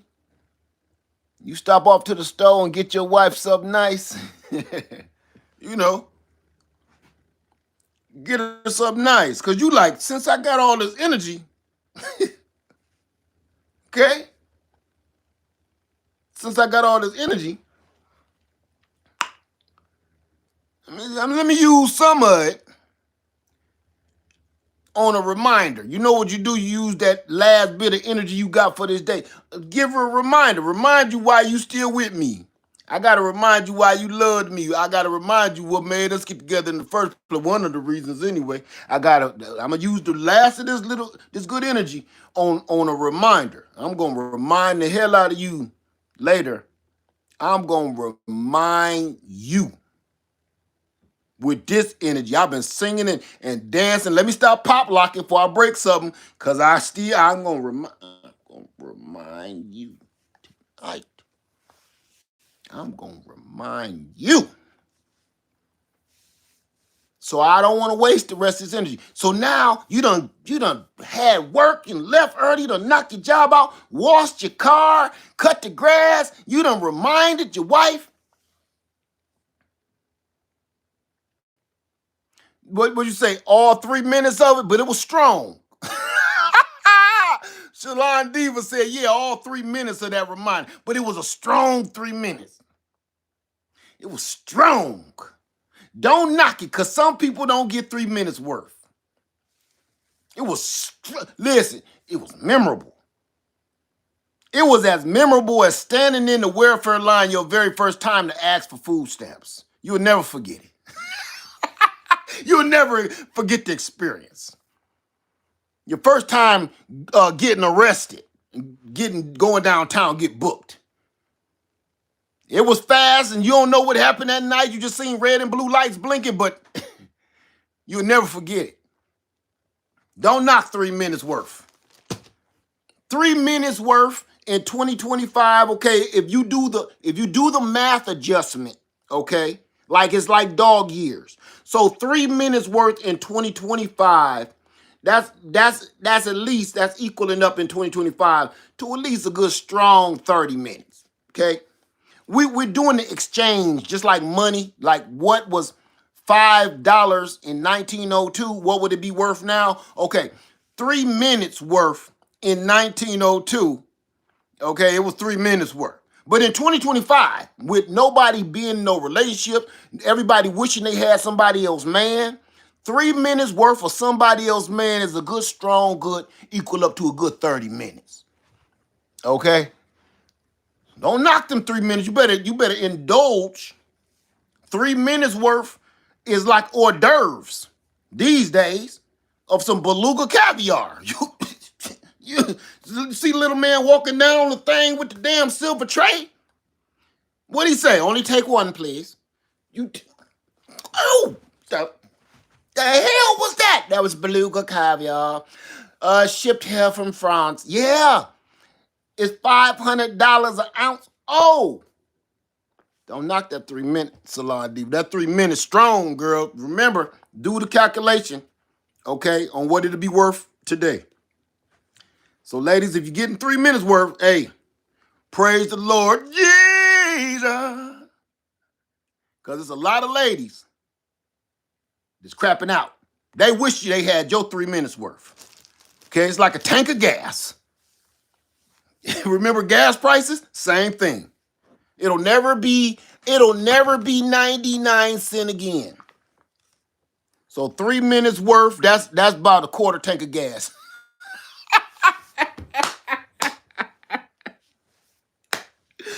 Take it or leave it, okay?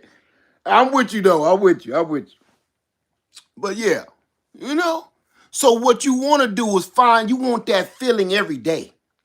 You want to feel that good every day, because now I'm going to give her another strong 3 minutes of reminding. I'm going to remind her for 3.5 minutes today. Instead of me working so hard at work, and I ain't got to cut the grass because I did it yesterday, and I ain't washed the car because it ain't rain, I ain't got to do, I'm going to give her at least a good 6 minutes worth of reminding. I'm going to remind your socks off. So if you get healthier, you feel that much better. And you trying to figure out, why do I feel so good? What did I do? Stop eating Snicker bar burgers. That's what. You didn't do nothing. You just did not consume so much starch. You didn't consume sugar. You didn't consume carbohydrates. And all of a sudden, your ass feel better. You realize you haven't taken your 2 Tylenols that you've been taking every day like damn Tic Tacs. You realize that you have not been taking all of these ibuprofens and all of this. You start to realize, damn, I ain't even took no collagen pills today. My joints feel like I can dunk today. Don't go dunking, fellas, because I know that's how y'all be getting y'all arms pulled out of joint and out of socket and shit. Because you feel that good. What you do? Man, I ain't been on the court in a minute. I'm about to go down there and see if the boys want to meet up at the court. And then you try to dunk. You doing too much. You doing too much.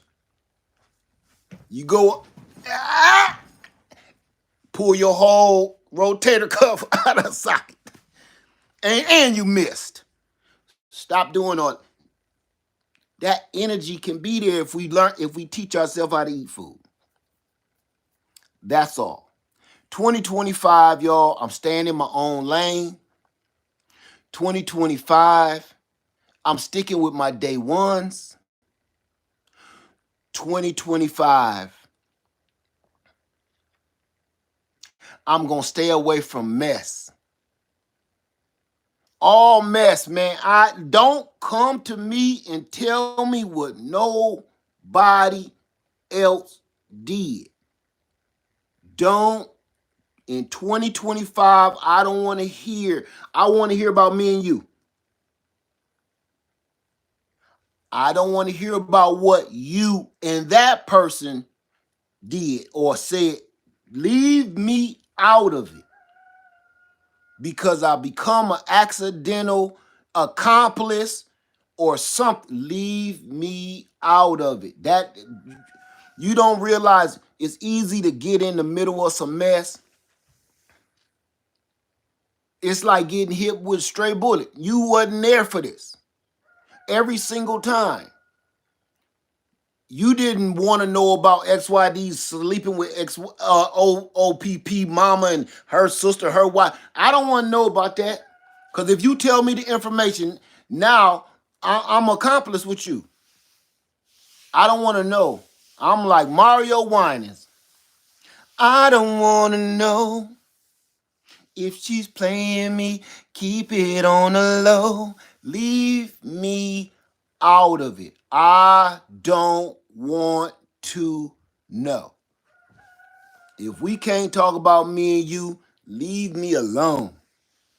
Right? 2025 is going to be the least messiest year I probably ever had for keeping my damn mouth shut. Just shut up, and because every time I open my mouth, it come out somebody else's ass backwards. Get to the wrong people, and then I'm looking like the fool. Preach. Heard the rooster. Have you ever done that? You said something to somebody, and it went in their ears and came out their ass, and another person on the opposite end receiving heard it crazy, because it didn't sound like, oh, yeah, man, I really like what they're doing. To them, it sounded like, that's what they heard. Like, for real? That's what he think of me? Right? If I shut up, you can't consume anything that won't come out your asshole the wrong way, come out backwards. Because that's what we do. Somebody is listening to you, and it come out, what your message came out like it. In, and that's what they heard and smelt what you said. Ooh, first thing they do is turn their nose up. That's what Led said? For real? About me? Mind my own business. I don't got no smoke. I don't want nothing with nobody like that. Anything, nothing. Just nothing. I feel like Danny Glover. What was Danny Glover out of all the movies he ever played in?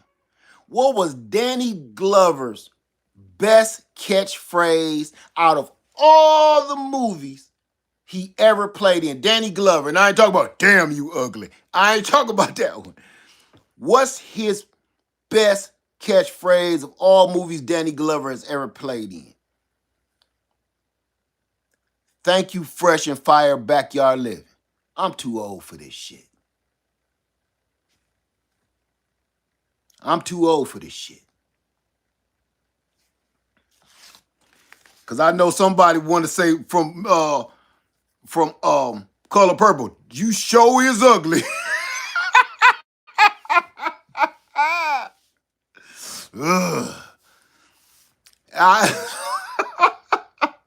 No, I'm too old for this shit. And that's me. I'm just, high school and college is over. Why are we still, just because this is social media does not give us, does not make it okay to still do things the way we did it in college, in high school. We're supposed to be the mentors of these young generation coming up. Since we on here, I'm going to say something.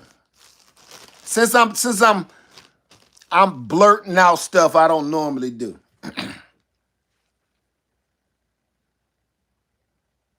I'm gonna say something else. Do y'all want me to or not? Do you want me to or not? I won't if you don't want me to. If y'all ready to go, we can just hang it up. I can just hit the X and we can go. But I don't know if y'all want me to say what I want to say. I'll let y'all decide. You want me to say it or just we just call it a day? We just call it a day. It's the second of the month. I know y'all ain't in the mood to hear none of that. You sure? All right. Okay. I'm gonna say something. I talked about men. I talked about us men being mentors for these young men. We got to get ourselves together so they can look up to us. We can't force these young men to do anything. But if they start looking at us and admiring our swag, we can go from there. But we have to start. Ladies,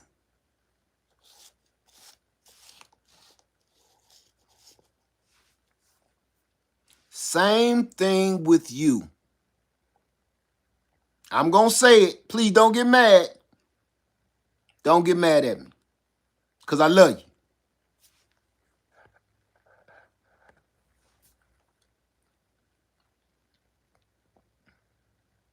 Ladies,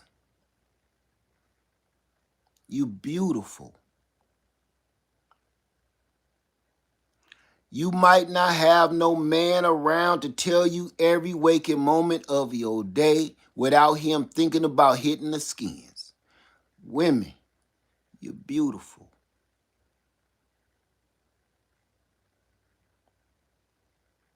You're beautiful. The reason why I said the same thing with you as far as being mentors to these young ladies. You cannot be a mentor to anybody that you're in competition with.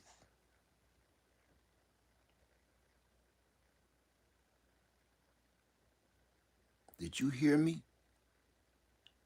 You can't be a mentor to anybody that you're in competition with.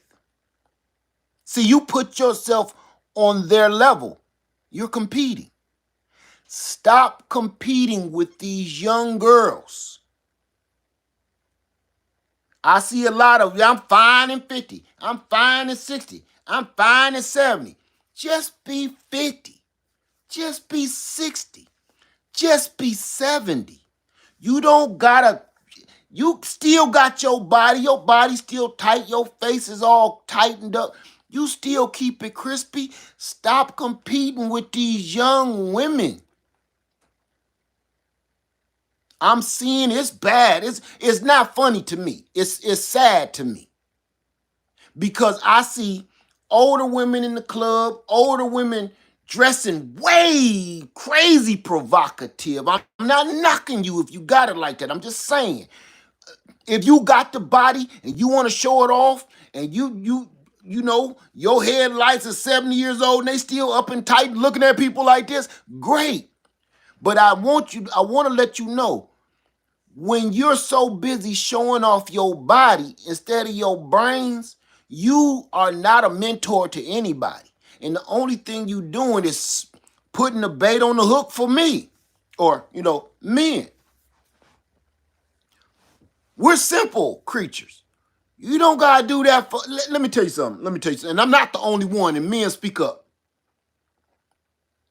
I don't give, if you had on some tight pants and these nice little knockers out and your booty and your little dress and your booty cheeks hanging out with them bubble skirts, and you know what's just as sexy?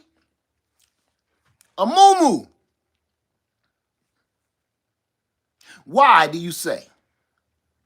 Why do you think I'm saying that? And every man in here, don't lie, because you ain't gonna turn down nothing up under the hood of a muumuu. versus a bubble skirt. I need you to understand something. Me and my son was at a race years ago. He took me to the track where everybody racing their own personal vehicles, right? And this little boy came on here with this raggedy ass car. I said, "Oh, he about to get smoked. He going up against that damn Buick, that Buick Regal. That Buick Regal gonna smoke him. This boy come on that raggedy ass little hubcaps, and little green rims, and he gonna get smoked. Blew him out. That little raggedy ass car blew that Buick Regal out. He get to the end, now we can go and see all the cars, and the engines is open, the hoods is open. Looking under the hood of that raggedy ass car, and all that thing was a rocket ship with a seat on it. I don't see where the boy was sitting at because all I saw was power. Okay? My point is this. The same thing under that bubble skirt is the same thing under that muumuu.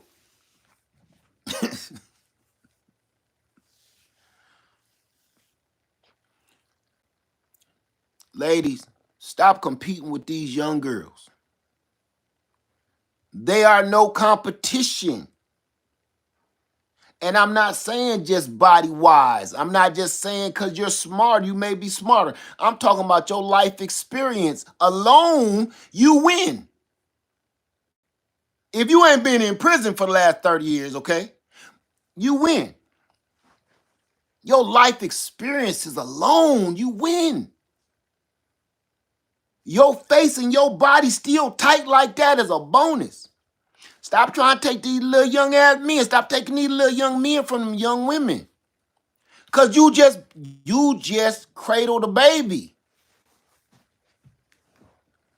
Let me tell you something. I saw, this was a couple weeks ago. It was holiday. I don't know, it was Thanksgiving, Christmas. But I was ready to call the Amber Alert. I was ready to call the Amber Alert. Because this lady, this elder, and this child of a boy, I thought was a grandmama and her son, and her grandson. Till I seen them down the aisle, and he had his hand all on her cheeks, and he was gripping it like he was about to fall off a cliff in an action movie, right? He was gripping that thing like you ain't gripping your grandmama cheek like you about to fall off a cliff in an action movie. There's only one way I can think of this, okay? So I walked through the store a few times just to see if I see it again. They all, nothing wrong. Yeah, I'm about to call Emma. Wait a minute. I went straight back to the store, in the back of the store, and the first thing I did was I went and grabbed the milk.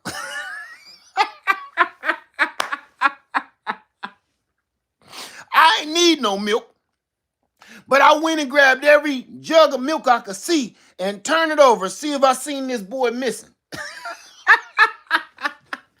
I got milk, cream, half and half, heavy whipping cream. I'm trying to find the face of this boy. I cuts my phone on, and let me see if there's any new Amber Alerts. Nothing, because I believe he been kidnapped. Something, because none of this make no damn sense. Somebody called Amber Alert. I go to the front desk. Hey, ma'am, I think somebody walking away with somebody's child. I believe. Stop trying to take that young ass girl's boy. Just because you can, he's silly, he's simple, he's young, he's naive. You don't have to use all your bait in your tackle box to catch a crawdad. You can catch him with some baloney. You don't even need no hook to catch no crawdad. You just tie some damn hot dog meat on some string and pull it up. You got your things out, hair, bit, eyes, eyebrows, lip. And all you getting is a crawdad. You didn't have to do all that for him. You took, and look who you took them from. You took a baby from a baby. She's stupid too. Her hair is 4 different colors. It's black, white, green, and red. And this, look who you took her from.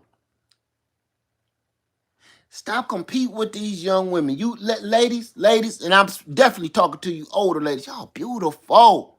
Be beautiful. Be beautiful. You ain't got nothing to prove. You ain't got nothing to prove. Y'all are so fine and y'all out here. You cannot be a mentor to somebody that you're in competition with.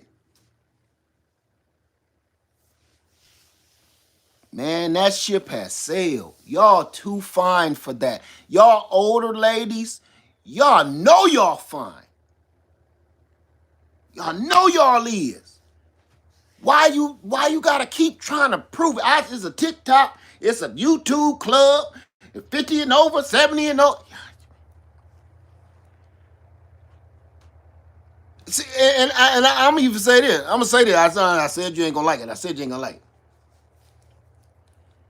It's age appropriation. It is now. If we talking about putting ourselves back in order and back on the map, there's men and women, listen close, there is age appropriation that we threw out the window about 20, 30 years ago for some reason. There is age appropriation. Let's tell me when I tell you. When I see a man that's about 50, 60 years old, and he's sagging his pants, and he got on some Jordans with no shoestrings, and his hat turned sideways, and twisters in his hair, who you about to teach what? You're in competition with this young boy. You're trying to prove to this young boy that you're cooler than him. How pathetic are you that you're trying to prove to a little boy that you're cooler than he is? Think about that. Age appropriation. When we talk about clothes, man, you can't wear this little young boy's clothes. You can't wear Omarion's clothes and you built like Ronald Isley.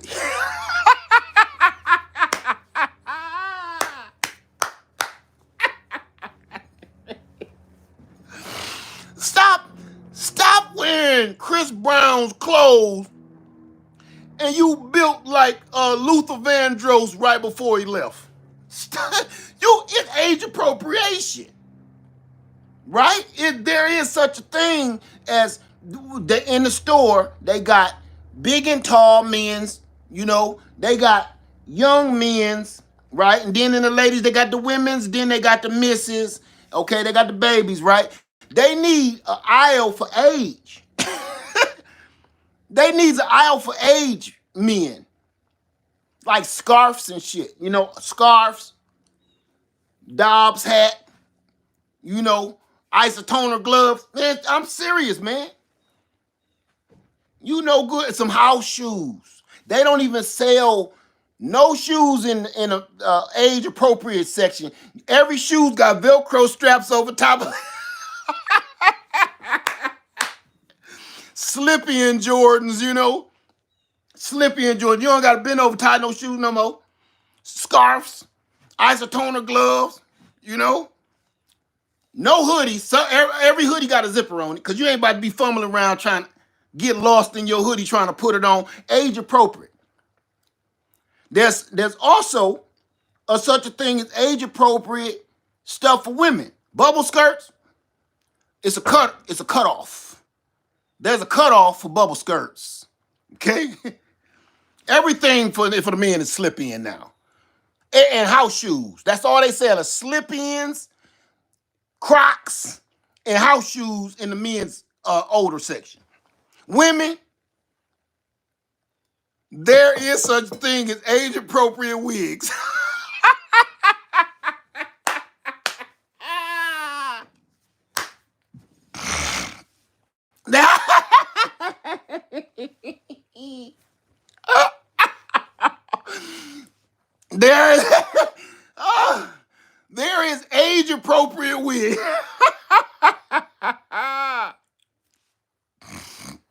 Okay? This age appropriate wig. Okay, you can't put on no Alicia Key wig and you know that your head and your face say bingo.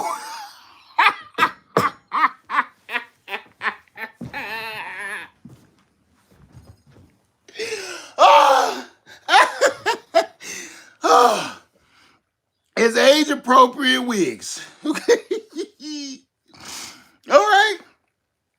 You can't put on no Marilyn Monroe wig when your head and face says Florida Evans.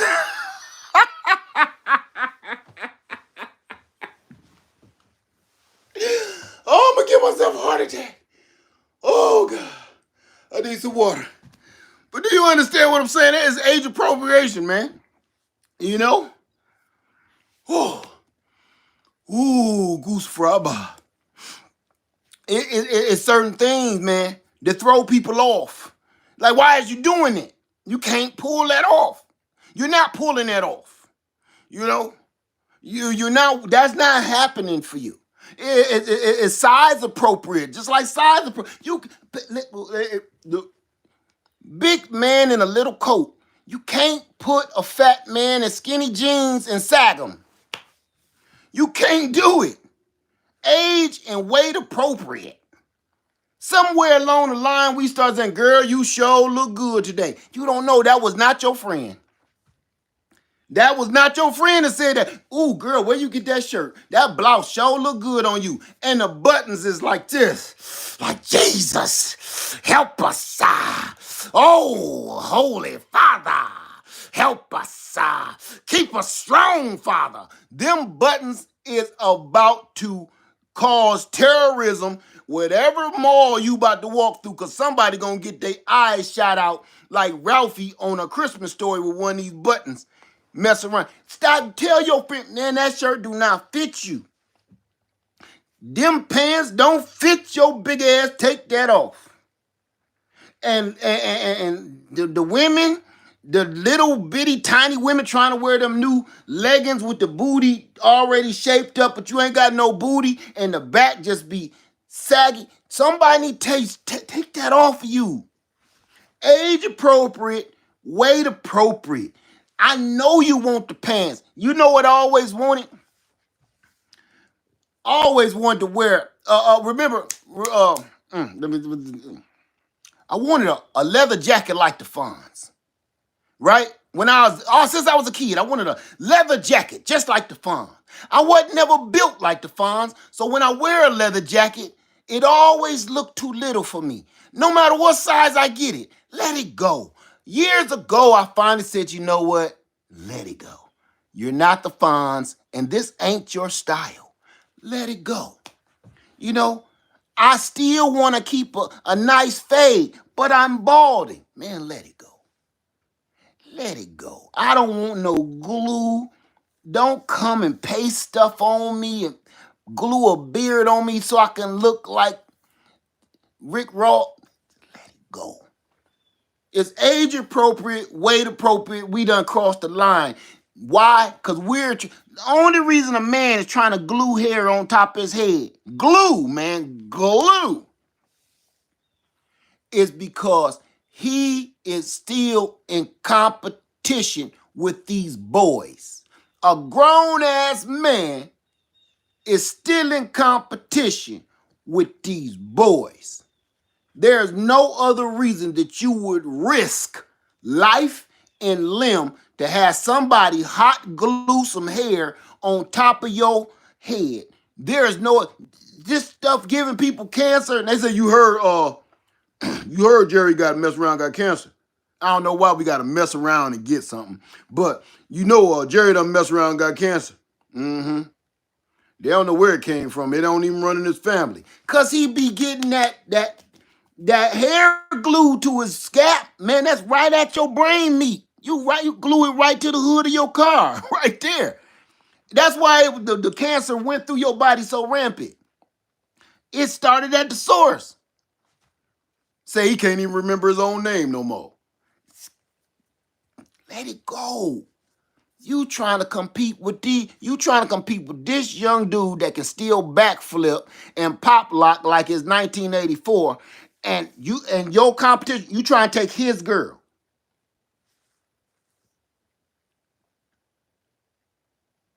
What you call it, Salon Diva, a man unit? See,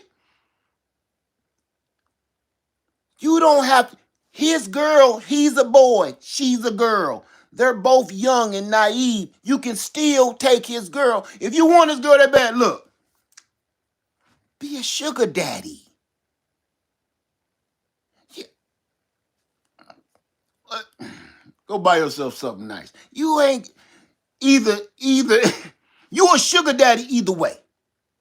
But when you glue that on your head and then sag your pants and throwing up crip signs, you false flagging, they're gonna find you out eventually. But if you just be old and put your glass on, look over them like this every now and then, hey, boy, if you wasn't with that boy over there, boy, I'd be done bought you out and took you to damn Hawaii or something. You so fine. Oh, for real? Yeah, for real. I'll buy you something nice, boy. If you either way, you a sugar daddy. It's just two different categories.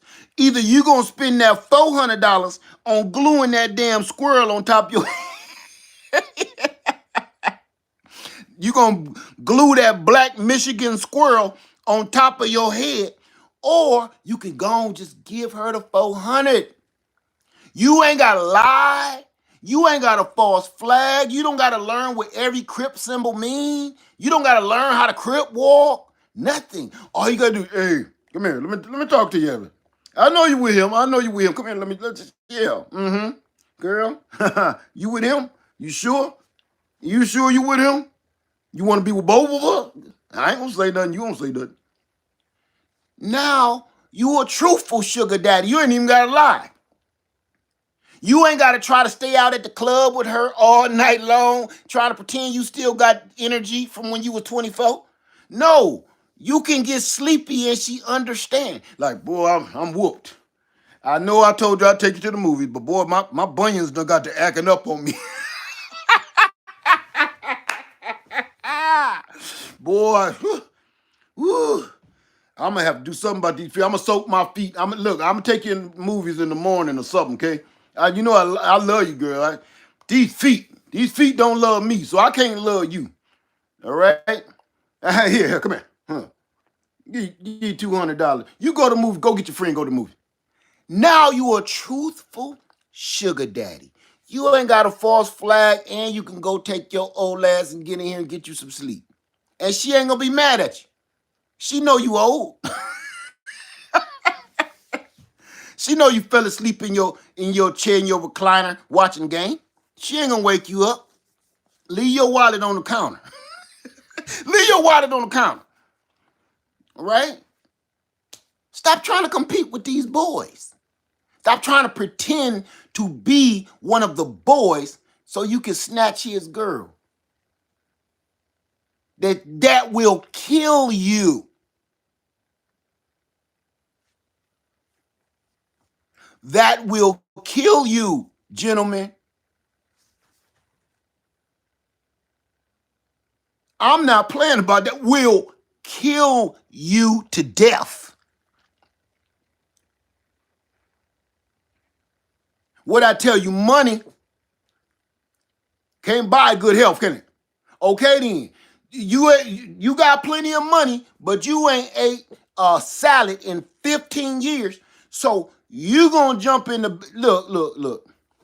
You trying to get in the seat of a Corvette and you 350 pounds. You trying to get in the seat of a Corvette. Did you hear me? If you understand what I'm saying, nod once and blink. You trying to get into a seat of a Corvette and you 350 pounds. And you want to, look, this Corvette only got 2 gears. Okay? This a brand new Corvette too.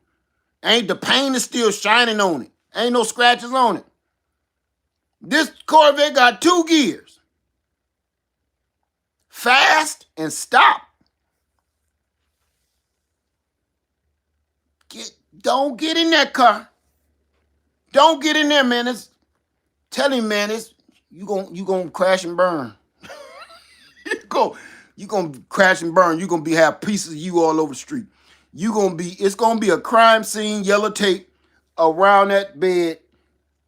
Don't get in that Corvette. Don't do it. You think you still got it. You don't. You don't. I'm telling you don't. Your anatomy might have it, but your heart,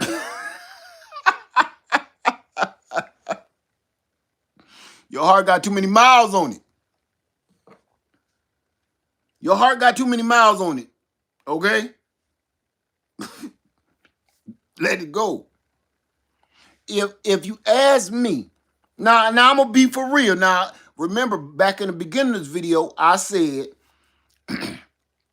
older women stop competing with the younger women. Older men stop competing with the young men, right? Because all you're going to get is a boy, an Amber Alert. And all you're going to get is a little girl, an Amber Alert. I see, remember in the beginning of this video, I talk about men's emotions, boys' emotions getting confused with, I admire your swag, to crossing the line into, I think I'm falling in love with you. I'm not falling in love with you, I admire your swag. Okay.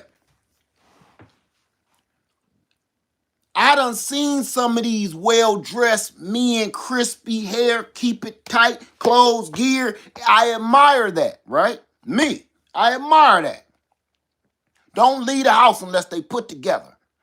Well, gentlemen, there are women the same way, but y'all are looking down and trying to steal the youth like witches of Eastwick. Stop trying to steal these kids, man. Y'all need to look at each other. Here's a handsome, good-looking man over here. Handsome, good-looking man. And here's a fine-ass woman right here. Fine-ass woman. Why is everybody trying to look at the youth and the destruction? Because if this older, fine-ass woman and this good-looking, handsome older man, if they get together, these young kids will look up to that like, man, they beautiful. I love that, man. They together. Man, they've been together for a long time. They both still look good. They both healthy. That's what I want. That's the only way it's going to change. That's the only thing going to change these kids' mind. And to stop listening to Little Yachty in them. That's the only thing. We gotta make class popular again. We have to make class popular. There is no class at all anymore. Everything is not classy. Nothing is. Nothing. Ain't nothing professional or classy about this new generation at freaking all. I mean nothing. Like nothing. Like nothing. And I know people gonna be trying to say, well, I make all this money. I went to college and that don't make you classy. Your money don't make you classy.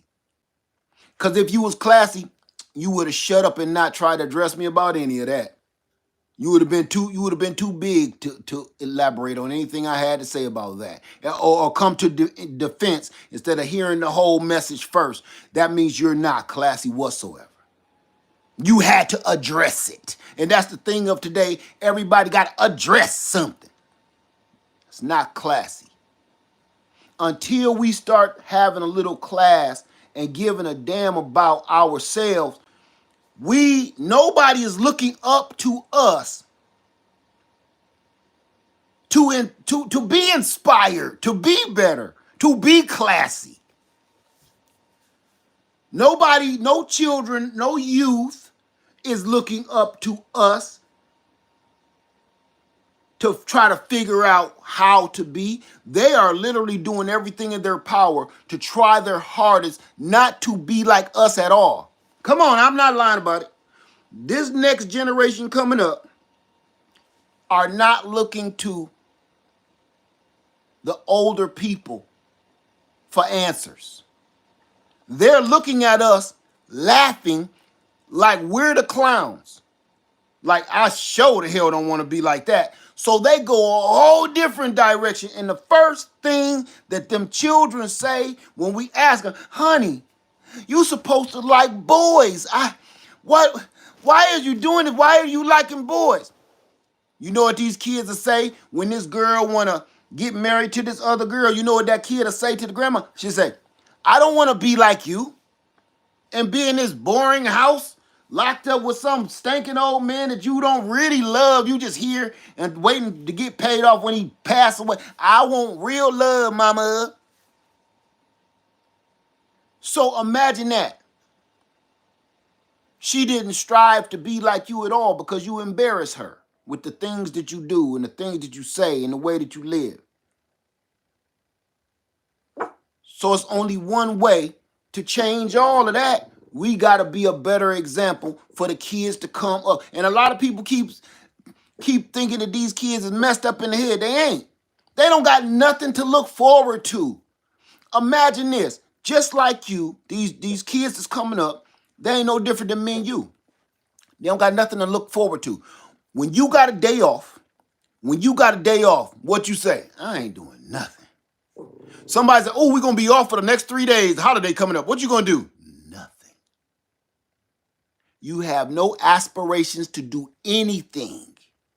You're not looking forward to anything except being away from the job, being away from the grind, being away from that time clock. So all you want to do is whatever the hell you feel like doing. Okay, well, that's what these kids coming up now. They have no aspiration to do anything because their everyday life is like the grind. It's like the job. It's like the time clock because we ask so much of these kids these days.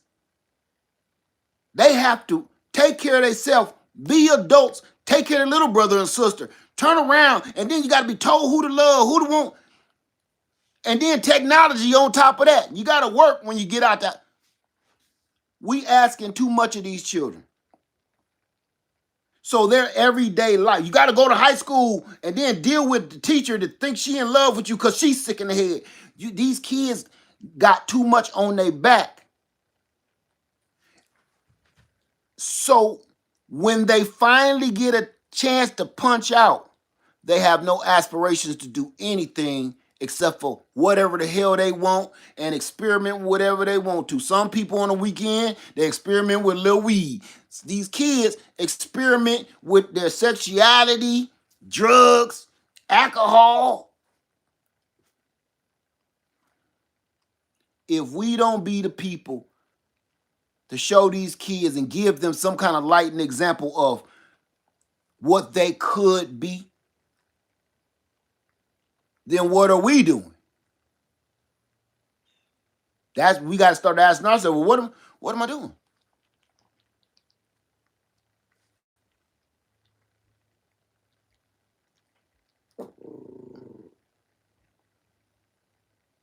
So, I'm sorry, y'all.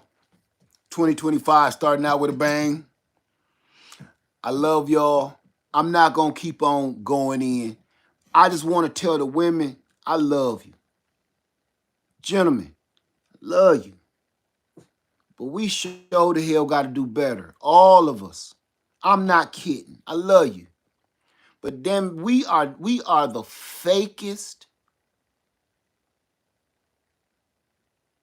This generation, not my generation, but this whole era here is the fakest era that I've ever read about. Everything is smoke and mirrors. Everything. Everybody and everything is fake, smoke, mirrors, lies, mess, and rumors. You don't know who to trust. You don't know who to talk to. You don't know who to look up to no more. You know? And the bad part is we helped all of that happen. We didn't put it into play, but we sure the hell fueled the fire And when you say, no, I didn't fuel the fire with my kid, yes, you did. You bought them a computer, you bought them an iPad, you bought them an iPhone, you got the World Wide Web, you got the internet, you put a TV in their bedroom, put a computer in their bedroom, you did. We did not start, what's Billy Joel's song? We didn't start the fire? Okay. You didn't put this motion into play, but damn it, you sure did add some fuel. Because we didn't know. Now that we know that we've made a big mistake by putting computers and TVs and stuff like that in our children's possession and in their room where they can privately go do some freaky shit that we don't know nothing about or invite some freaks to their, okay? Now that we know that we done screwed up, how do we fix it? Because we know we done screwed up now. Everything's screwed up. I think from this day forward, we need to start figuring out how do we fix it.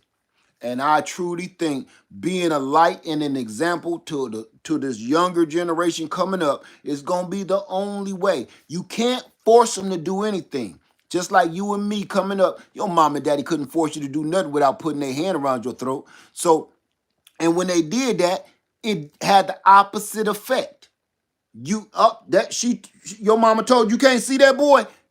Not only is you gonna see him again, you gonna give him some. Since your mama told you that you could not be with this boy no more, not only is you gonna be with him now, you gonna give him some tonight now. You done made your mind up. Her getting fussing at you, you done made your mind up. So the more that we force stuff onto him, the least reaction we gonna get. So you can't say, pull your pants up, young man. Come on, pull up your pants. Pull up your pants. Stop saying the N-word. Pull up your pants. Take off that wig. Stop wearing them eyelashes. There are people that have been trying to start this movement and nobody's paying them no attention. There was a movement of women to wear their hair natural. And I'm talking about women of color in particular. Started wearing their hair natural. They start taking off the makeup. And I'm talking about Alicia Keys right off the bat. That was so unpopular to be yourself. What's the last thing y'all heard about Alicia Keys doing? Soon as she went natural and said, I'm taking the makeup off, there was this big movement and she was like kind of leading the way. She disappeared. Because people didn't want to see the truth of who and what they really were. They're so engulfed in living this fantasy lie, they don't want to be around the truth. Because seeing the truth of Alicia Keys and all the other women that did as Halle Berry and them, seeing the truth of that only reminds you, is a mirror, and only reminds you that you're lying to yourself. Lauryn Hill, every time you see Alicia Keys, Lauryn Hill, what's my girl? Jill Scott. Once you see them, you don't want to hear Jill Scott no more. You want to see her concert. You want to see Lauryn Hill. You don't want to see Alicia Keys, listen to Alicia Keys. You know why? Because it's like looking in a mirror. Because they're reminders that you're lying to yourself every day with all putting on all that shit.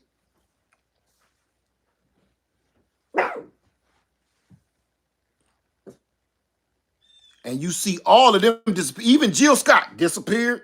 You don't hear from them because nobody support them. They too real. We don't want to hear no real music. We don't want to see no real. We want maybe it's Maybelline. That's all they want. We have to be the example to show these young women we don't need that stuff to be beautiful.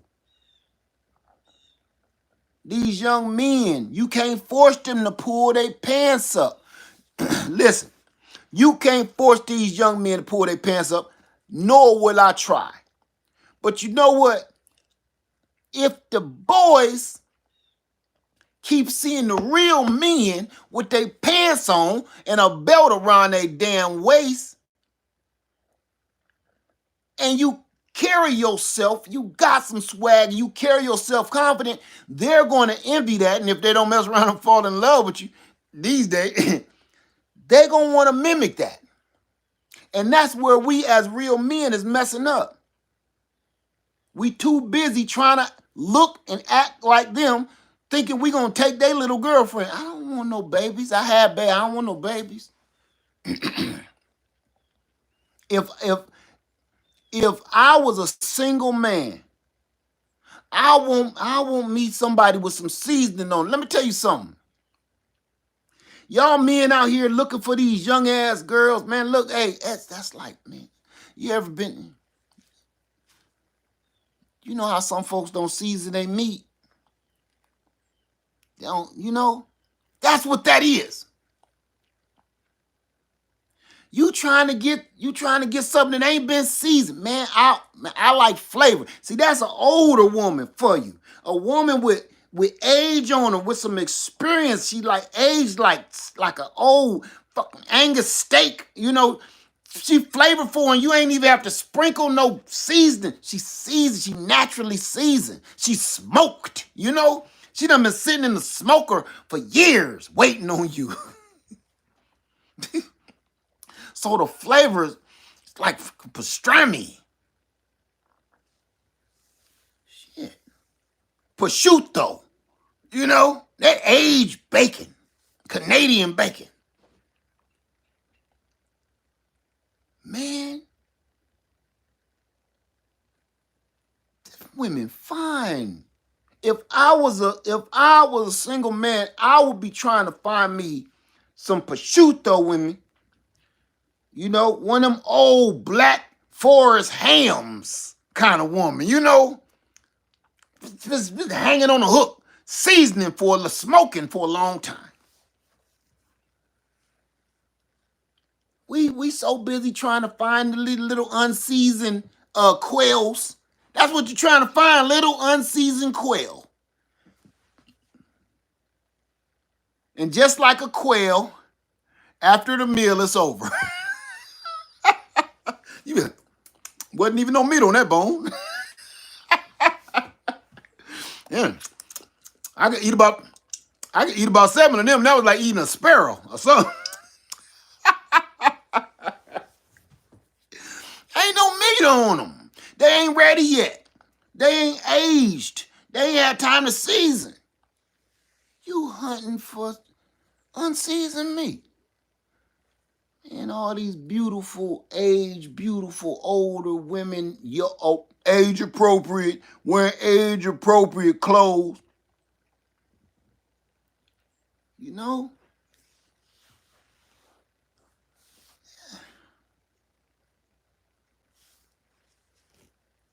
You know? We done messed our heads up, man. I don't know how we gonna fix it, but we done messed up. That's all I know. I know that for a fact. We done messed up. Just got to figure out how to fix it. I think it's gonna start with just respect. We got to earn our respect back and show these kids some respect, so we ain't got to force nothing on them. They gonna want to do it. When I was a kid, I used to be I wanna be just like that. My daddy was a king. My father was a king in every sense of the word. And I'm not saying that just because he was my daddy. My daddy held himself at a standard.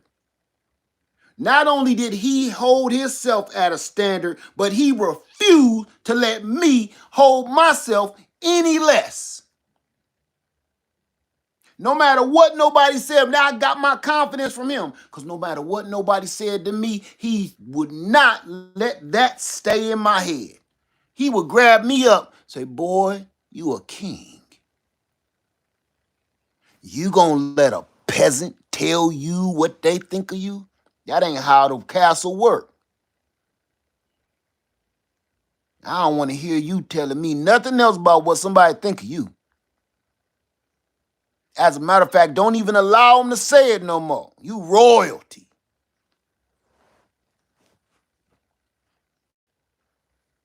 They can't speak to you. They have to bow before you can't look you in the eye. I don't want to hear that no more. So, my father was a king and he treated himself as such. And I said, I want to be like that. He didn't force me to do nothing. But I did everything in my power to be by his side like a 9mm Glock anytime I had a chance. And then there was my best friend's father. He was just another example of another man I would love to be like. Then the man down the street had a good job. I want to be like that. Other man was a pimp.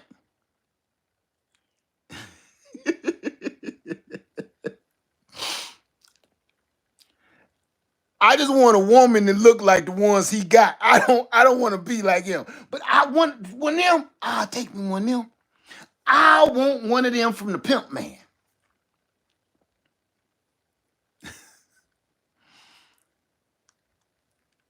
And that's what I got. But I wanted that. Nobody forced any of that on me. And if we don't lead by example, these kids won't want anything from us like they don't want now. They don't want us telling them what to do. They don't want us guiding them because they think we're all lame and ridiculous and clowns, because a lot of the times we are. Because we don't do anything seriously, professionally, and a lot of us do not have class anymore. So how you gonna tell some kids this is what you should do? You should get a good job, mess around, save a little money, go buy yourself a few acres, put a little house on it. What are he listening to you for? You ain't showed him shit. You just got out of the jail 3 months ago, and you trying, look, this is what you do, okay? Lead by example. You get the good job. You save a little money. You buy a piece of land. Now you bring him out on the land and show him. I ain't gonna keep on going, y'all. I'm sorry. Hey, listen, I've been on here way too long. At the first year, I didn't want this to be my first video of the year, but I'm glad I got it out. Women, you beautiful. Start telling yourself you beautiful. Look down at yourself and all your imperfections. Your imperfections, girl, them seasonings. When you sprinkle pepper on some meat, you can't tell exactly where it's going to fall. You can see it all over the steak or all over the chicken, but you can't guide where each and every speck of pepper is going to fall. That's your imperfections. That's your imperfections. And the more imperfections you got, the more beautiful and delicious you are. And for any man that don't see that, he's a fool. Gentlemen, that's all I got.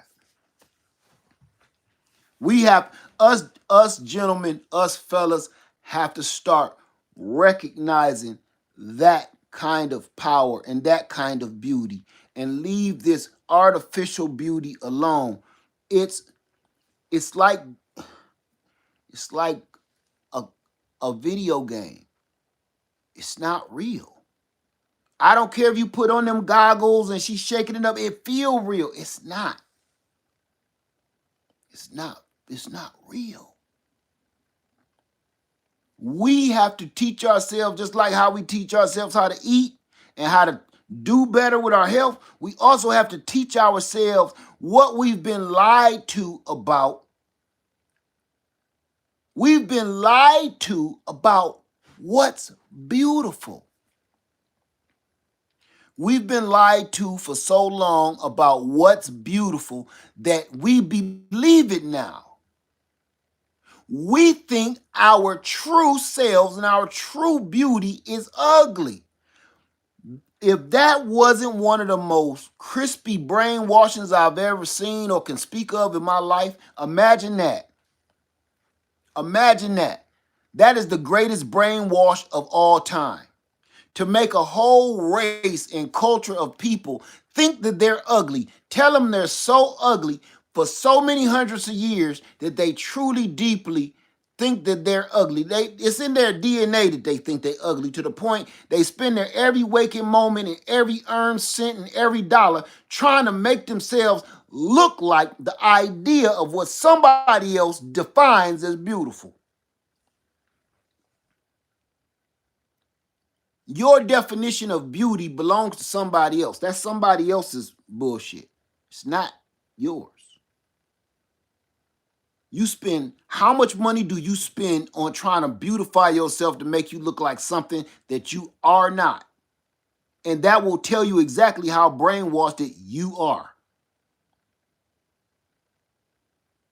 You wear one of them little waistband things, keep your guts in. You wear it because you want to look like a damn a Pepsi bottle. That's, look. Let your navel being breathe. Let your navel breathe. Some of them like to play with it and put her finger in the navel. Let your navel breathe. Take that damn hot tamale wrap from around your waist. Can't get a good grab on a love handle or something with that on Velcro. You know? And everybody, yeah. Everybody be hating on them moo boy. Let me tell you about them. You can get right at the moo. You ain't got to work. You ain't none of there. Embrace them moo. Embrace them. Embrace them. Maybe it's just me. Maybe I'm twisted. Maybe I'm sick. When I was young, Lady Cross Street was kind of like Miss Parker, right? She used to wear them moo in the morning, out there watering her grass. You young and stupid. But just, it's always early in the morning, and the sun hitting just right. And every moo have flowers on it, and colored flowers, but the white, you could see through the white.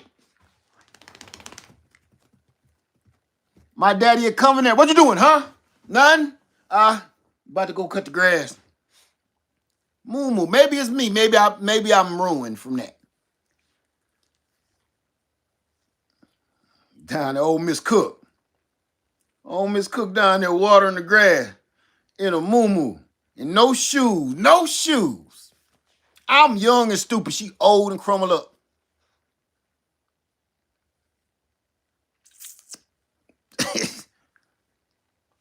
Had them young men's wishing, man, and left something. Look, you couldn't see nothing but probably a little hint of a shadow of thigh meat is about all you could see. But the moo left something to the imagination. In my head, bucket naked. In my head, I imagine every curve, everything. In my mind, look, I'm fantasizing about something I never even saw. But today, that's ruined because your whole booty cheeks is out. Your knockers is hanging out. I don't have to wonder what I'm looking at, and I don't got to do this old creepy squint. This that creepy squint like for some reason you doing this and bowing your head. You trying to make the dress come up. You trying to use your powers that you don't got.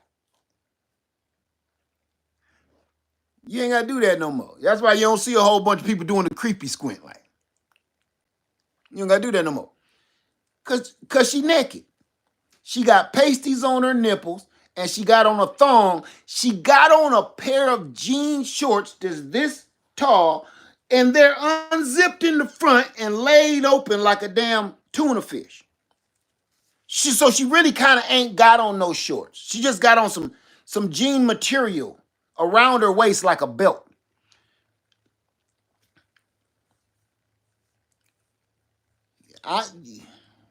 You don't got to wonder nothing. Do it. That's it, y'all. Let me stop. I don't want to keep going, and I gotta take my dog. You gotta go. You gotta pee. You gotta pee. You gotta do it. You gotta come here. Come on. You gotta pee. Gotta pee. Gotta pee. Gotta pee. Gotta pee. Okay. Okay. Okay. Okay. Okay. Okay. So she gotta pee. Everybody, thank you, and love yourself. 2025. Love yourself. Find yourself before you find your folks. Find yourself. So many of us are lost. So many of us are lost. Find yourself, and once you find yourself, you can find your folks, the people you belong with. Okay? With that being said, Happy New Year. Laird Farmer 73, I love you.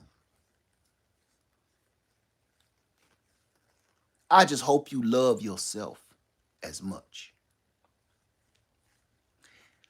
One last message.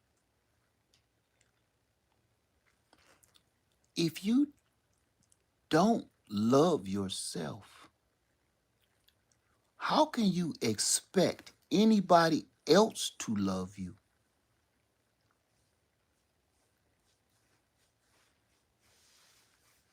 Peace.